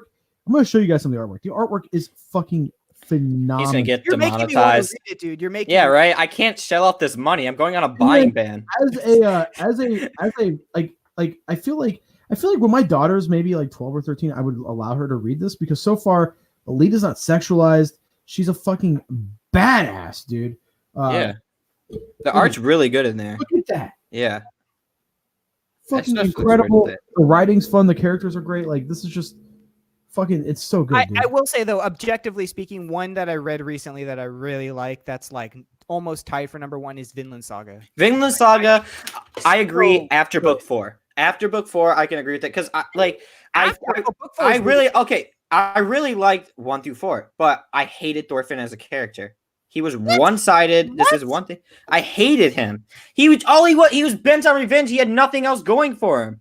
I mean, I get that's what they were going for, but I didn't like that as a kid. It was like I just was over it. Watching him, I was like, I have nothing to do except avenge my dad. But like, I love the build up to like the time skip and the character developments and all of that. Like, it's good. I love seeing it. I don't know. But I think it's exponentially better after that time skip when it comes about like the slave arc. I think it's way better. It got better, but like, come on, the first book where he like, he's asking Askeladd, where it's like, okay, well, Askeladd's telling Thorfinn, he's like, okay, well, if you want to have your reward, bring me the head. And then you see that scene where Thorfinn is like jumping over the river to climb. Yeah, I was like, yo, it's cool. so good. It's good. I liked it, but I'm just saying, I just didn't like his motivation that he was just this one-sided nothing. He had nothing else. How can you be talk about one-sided at a kid that age, though? I get it though, but it was just annoying at a certain. I was just like, I was over it. It's like, are you saying it's one-sided? Like, I'm saying he doesn't have any other dimensions to him. He's just revenge, nothing else. He want revenge at first, but I think he opens up. That's how I felt of Austin for Black Clover. When? That's how I felt when I was introduced to him. Yeah, exactly. Also for Black Clover. That's how I felt. So, talking about a character with some dimensions, in my opinion, Gantz. Okay, you start off. I did. Start I off. never read it. Character. I gotta get into Gantz, man. Hated him like so much to the point where I almost dropped the series. Right. Cannot stand him. He's a piece of shit. Objectifies women. Just fucking cares about no one but himself. But by the end of the series, he's one of the most gentle, loving souls. And that start point from volume 1 to volume 37, I feel like is so natural. You grow and you experience the shit he's going through with him, and you see him learn. Like for instance, at the beginning, he's attracted to women with big breasts and just gorgeous women. The woman he ends up falling in love with and stays with is the complete opposite. Spoilers. Spoilers. What's the best way to read it? Is it now? It's the omnibuses. It has to be omnibus. You want the omnibus, Boogie? I'm not gonna read this. I'll just send it to you. You can have it. I'll take it. I have too many series right now, and I just can't. I don't want to get into it. It's too long. Good, dude. So I've been hyping it up for like months with to Zach from Mutu Shelf. He got the first 2 omnibuses and read them in like a day. He was like, "Holy fuck!" Like it's seriously. It didn't hook me right away. I was one just of kind of the best mangas I've ever read. It's top 5 for me. Like just the violence. First off, the violence is incredible. The art is incredible. There are like a lot of plot holes that I wish were answered, but like the characters I love. Muscle Man Rider is one of my favorite manga characters of all time. He's this dude who just like literally is trying to become the strongest human being in the world, but stuff happens and he opens up his heart and becomes one of the most heartfelt, loving, protective characters. It's awesome, dude. Gantz is phenomenal. I might just read this thing and then I'll still send it to you, Boogie, because I probably won't keep it. Read it first. I'll read it first and then I'll just send it to you. I'm down, dog. Right? I'll send something out your way, dude. Like, dude, it's all good. Send him send him One Piece. I've already dude, I've seen the anime up to 325 and I got up there in like 3 months. I binged that hard and I cannot go back to it because I'm so like burned out of One Piece right now. Look at that, dude. I made him pull the trigger on getting the whole Gantz set. You're making it's me want to pull the expensive. trigger on Gantz. Dude, it's so expensive though. $100 well spent. Oh shit, yeah, $400. Dude, okay, listen. Yeah, exactly, Boogie. That's why I'm not all in. Listen. You know how many free sons you could buy, dude? Exactly, dude. Listen, exactly. I had my Gantz set on eBay as a joke for $800. Yeah. It was up there for a month, and one day someone bought it. What? $800. I go, no. I was like, oh fuck, $800, awesome.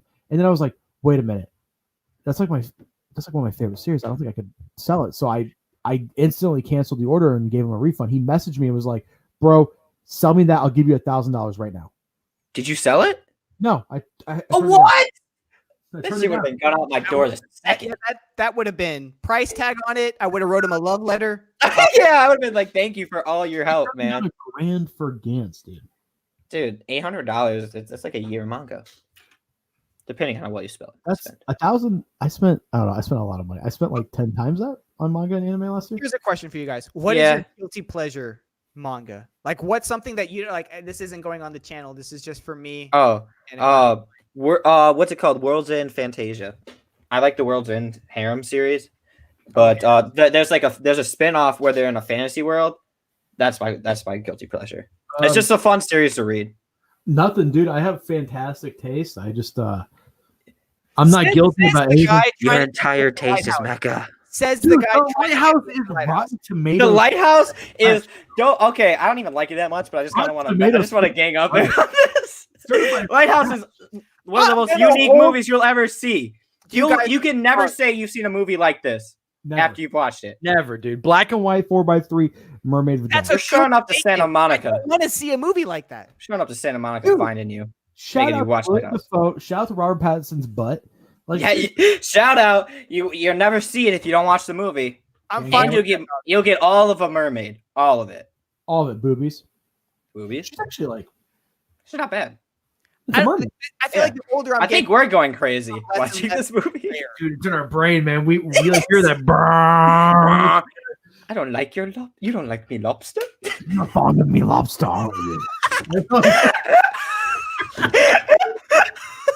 I love that movie, I love how awkwardly serious so many farts in that movie too, dude. Yeah. Like, I'm tired of you fucking farting. I'm telling you, you guys are not pitching it. I'm not. I don't know how to sell this any better than how we're doing it. It also got into my brain unlike any other movie besides Parasite. Yeah, I've never forgot about it. And it's happened. I've watched it like 4 months ago.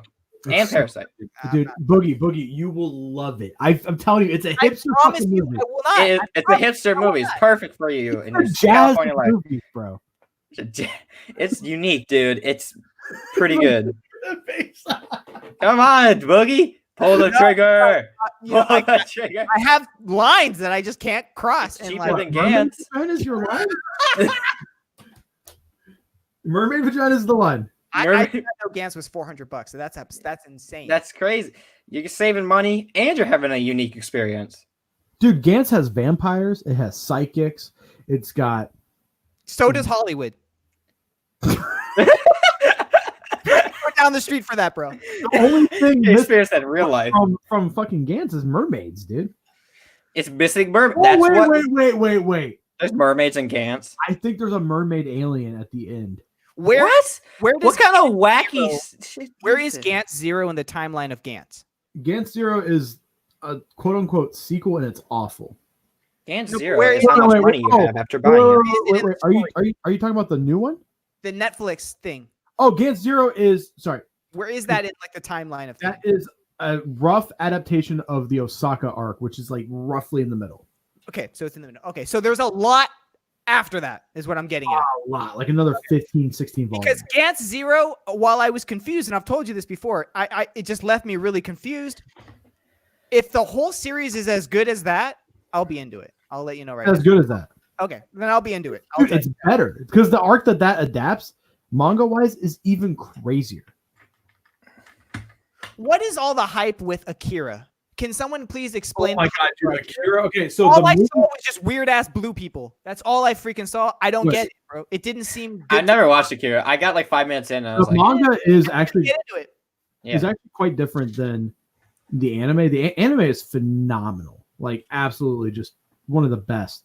But the manga for me is one of my favorite mangas of all time. It's just I'm with you, Dubs. I couldn't get into it, man. And I didn't see what all the hype couldn't. Yeah, I wasn't all in on that. And all of these manga tubers are hauling it, and I'm like, they're doing it for the clout. It's for the clout. It's no other reason. Dude, like literally, this shelf right here, like my two stands right here. I have the Kira box set, which is out of print, going for like $300 to $400 now. Then I got the Legend of the Galactic Heroes box set, which is $900, and then I got a $500 Gundam Blu-ray, and then the Godzilla collection. This is like a couple grand just sitting out sitting over there. And then like I don't even want to talk about this shelf. Gee, right. I don't know if they were blue people, but it was like little weird bald. He's talking about the children. Yeah, I don't know if they were blue or green or. It was wacky. I guarantee that. I honestly, I had it on. A buddy of mine came over and he was like, let's just turn something on, and we were watching Akira, and it just did not hold my attention. It really didn't hold. I think it's really good. I would recommend. I I might give it another chance, but I probably won't. Read the manga. Oh, dude, that's so expensive. Just get the regular singles. Would you guys ever go to Anime Expo? Where is that at? I hate you. LA. LA? Yeah. I would go. I'd like to go just to experience it. Okay. Because I'll give you guys like the royal treatment if you guys come. Like, what's the royal treatment? Bro, like. You're going to felch me?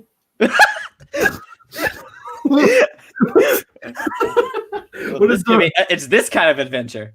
I'm going to Anime Expo, dude. Yeah, I'll go to Anime Expo. Dude, how about me and I will show you guys all around LA. You guys, if you need a place to crash, can always crash at my house.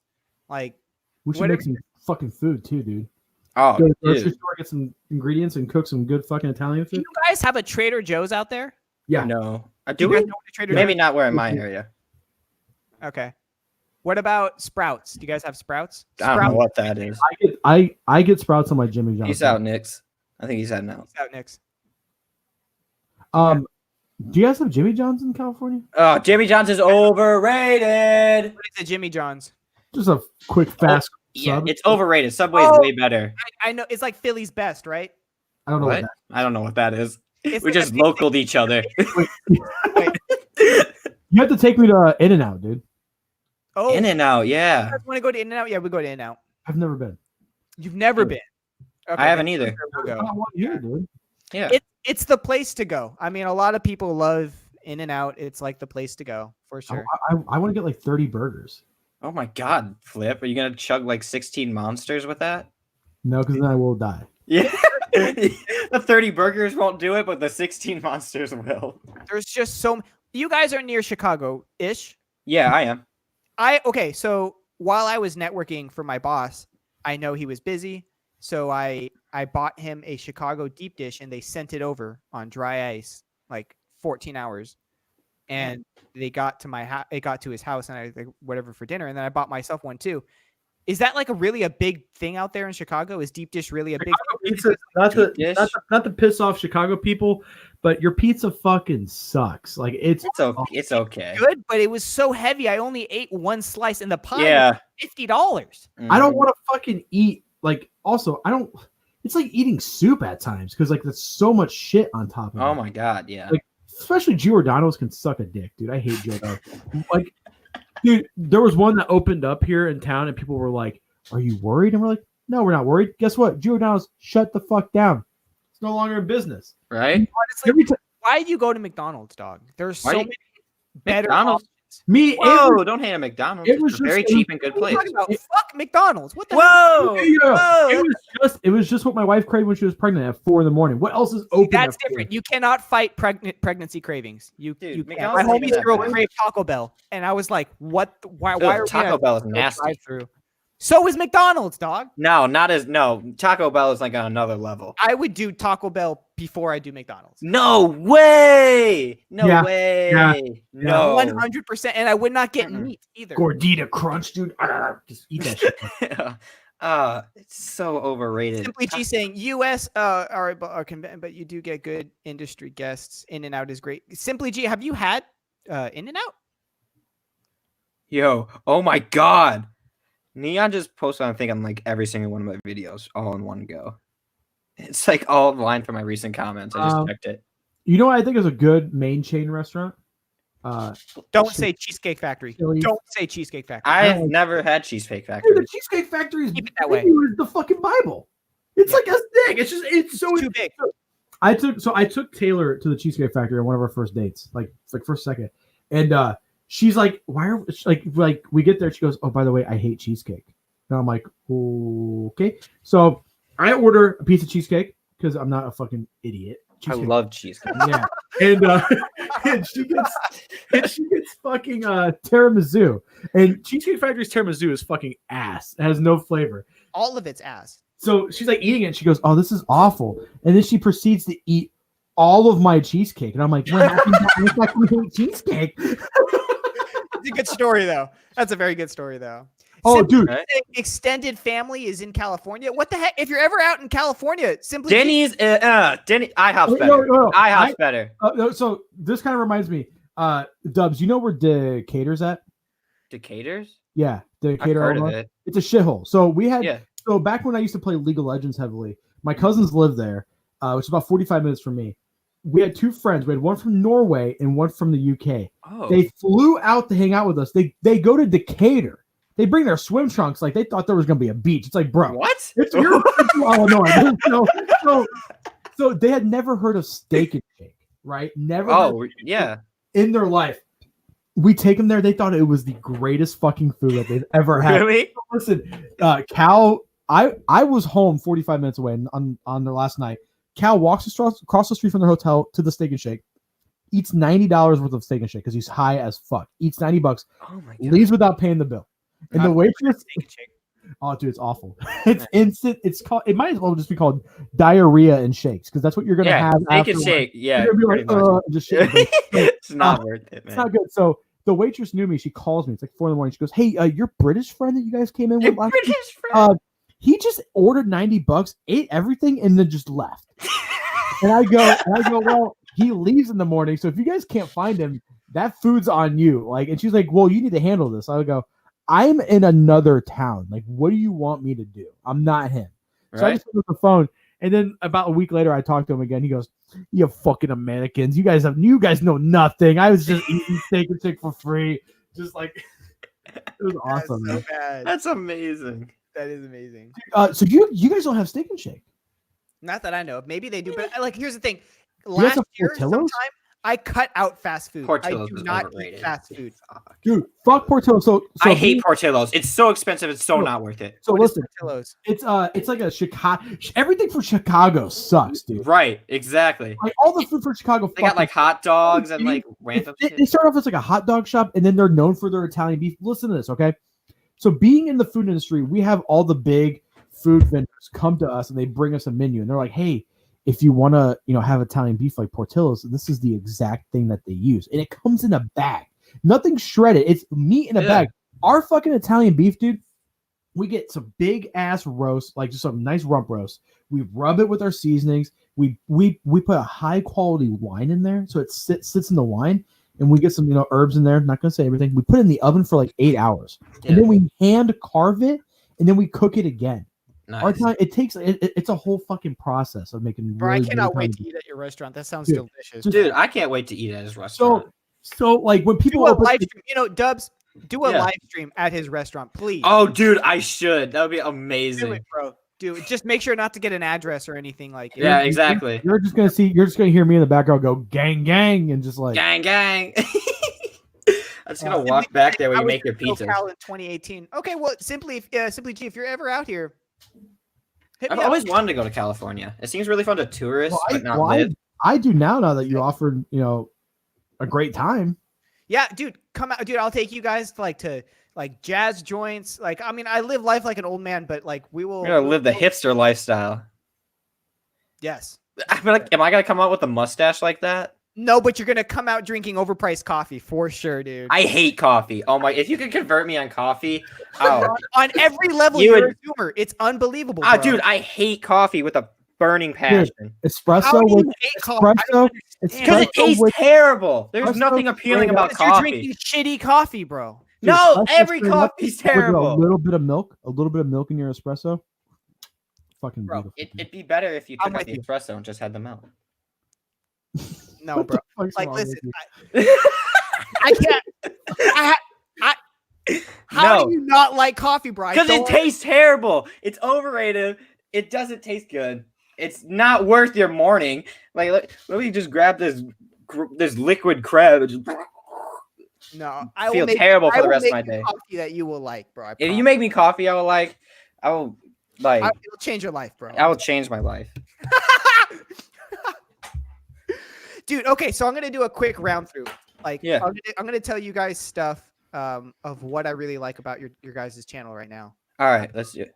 Like, Flip, obviously you're the run and gun type of creator. You just set a camera up, and you have everything here. You have That's everything here. There it is. Hey guys, what's going on, Flip Otaku? Yeah. But what I really like the most about your content, dude, is that you're so niche about the stuff that you talk about. I don't know where else I would find that information. And you're the guy that has those answers for those people, and it's awesome. It's awesome. If only I cared about those answers. You know, you have like this dynamic, especially on streams, where it's like, especially with your wife, like you're just incredibly joking. You have such a dad personality, dude, and it's like I'm gonna send you dad shoes for Christmas, bro. I swear to God, I'm gonna go to like Big Five and buy you shoes. Look at these beautiful Bruno Mali dress shoes. These dad shoes, dude. Fucking Italian leather. Yes, Look sir. at the bottom of those, dude. Those are fucking. Those are some dad shoes. Dubs, I love your personality, man. Like Thank on you. camera, Thank you have great personality. Your hauls are great, bro. I would love to see you do more comedy stuff. I think you're someone that's not afraid to like break out of that comfort zone and create other stuff. So I do want to challenge you and see you do more of that, bro. Definitely. Yeah, I'll take you up on that. My only thing with comedy is like trying not to cross the line, because sometimes I say stuff and like I'm gonna compliment both of you guys.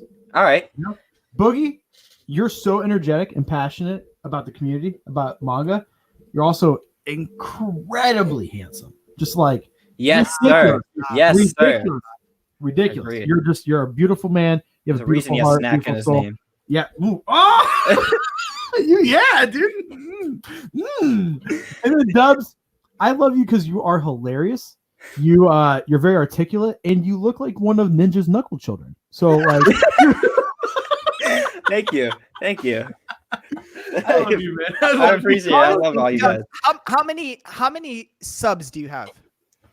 264. Okay. Everyone in the chat, you don't have no excuse. You've been watching this chat for way too long. Go 3 hours in. There's a channel right there. There's literally click the link. Go subscribe to Dubs, not subs. You're gonna love this kid. What are you guys doing with your life? Like, thank you guys. That's awesome. I want to see him get to 270 in the next 3 minutes. Please, let's help him. Like, if we don't, we riot. But yeah, that's awesome. Thank you guys. Oh, you already got one more. I'm just refreshing the page. If we get Dubs, not subs to 400, I'll watch Lighthouse during the stream. Does it have to be today, or does it have to be? It has to be right now. No, it has to be right now. No, oh no, it has to be right now. What about for 500? 500. We do a watch-a-thon. Me and you. Okay. All three of us. At 500 subs, if we can get him to 500 subs, we'll do a watch-a-thon of Lighthouse whenever you guys want. Yes. Oh, dude, I have a new goal for you. You're a fucking 265. Yeah. I wouldn't have made that better if it was you, Boogie. You guys, honestly, thank I'm at 268. chat for going over to his channel, subscribing. Yeah, thank you guys all so much. I appreciate it. Right now, content. If we get him to 280 in the next 5 to 10 minutes, because I'm going to be going here soon. If we get him to 280, I will be giving away my copy of Kaiji. Can I enter to win that? No, you're no ninja. You can't fucking do that, bro. That's bogus. Fucking Zoomers, bro. Yo, bro, just because you're helping me out doesn't mean I can't get in on the giveaway. Okay, so he's gonna give away something. I have nothing to give away. Man, your kindness is what you give away every day. We're at 268. Yeah. Bro, come on, keep subscribing. I'm telling you guys, this kid is good. Go subscribe to his channel. Go. He may only be 18 years old, but he called me out too. He made a video calling me out. I did. Well, you made fun of my video calling him out. Yeah. Did you not? He what? That's a podcast I did with Shay where I go, I don't want to name my kid like Bryce. He clipped it and he goes, "Oh yeah, Flip," and grabs the Ultraman manga and goes to light it on fire. And he's like, "What do you think about Bryce's now?" It's hilarious. Wow. Okay, everyone. So subscribe to Flip Otaku. Just kidding. It's Flip versus Dubs. It's our fake beef. Hashtag cancel Flip. Hashtag cancel Flip. I'm getting that trending again. No, do not. He said, "Do not." I'm actually surprised. I make very over the top sexist jokes, especially towards my wife to her face. And I'm really surprised no one's clipped that. Right? And fucking gone with it. I wish you would have kept that bass stuff up because I would have clipped so much stuff of bass and like never let him live that down. Bro, I've gotten so many comments off the jokes I did with Based in my comedy skit video. Yeah. A lot of comments. That was good. Yeah. What We have a lot of people that say they've been subscribed to you, man. Hey, thank you all. I appreciate that. It goes to show you that the community. I could not agree more. Bryce is a puppy name. Thank you. And that's why he's a little bitch. I'm just kidding. Whoa. Hey, man, he's a minor, bro. Oh, you left. I don't think This is why we can't have nice things, bro. He's like getting a Capri Sun. Yo, it's Ninja. What happened to Bryce? What's up, guys? I just got done screaming Fortnite. Oh, we got to 271. Yo, thank you all so much. That's awesome. Dude. We're at 271. I'm so happy. Yeah. Dude. I'm so happy, man. That's awesome. I appreciate that. Yeah. It's good. That's awesome. It's Y'all the homies. I appreciate that. Gang, gang. Gang, gang. All right, on that note, I think we should wrap it up, you guys. Yes, sir. Because I got to go to bed. I'm going to fail my test tomorrow. All I I want to didn't say study is, any. all I want to say is I appreciate these two fuckers a lot. I love you Right guys. back at you, man. West Side till I die. Did I do my outro that I always do for the video? Do your outro. All right. All right, guys, thank you so much for watching. If you guys want to go ahead and support our channel here, go ahead and mash that like button down below. It helps us out a lot. Now, always remember, please, to subscribe to these guys down below. It really would help a lot, and always stick around for more content. All right, you guys, we'll see you next time. I'm going to try to imitate that, okay? Yeah. Let me get some monster to clear the throat. Get hyped up. Let me shut my door. Feed them. Don't want to wake up. That's why I'm not doing it, because I can't wake anybody up. Hey guys, thanks for coming back to the stream, and I'm Flip talking this Boogie Stacks and this stuff, and we're here talking about manga, and today we are taking off. All right, bye, you piece of shit. I love you all. Bye. Don't do drugs, kid. Do drugs. Stay safe. Go to school. Nuck if you buck. What the fuck?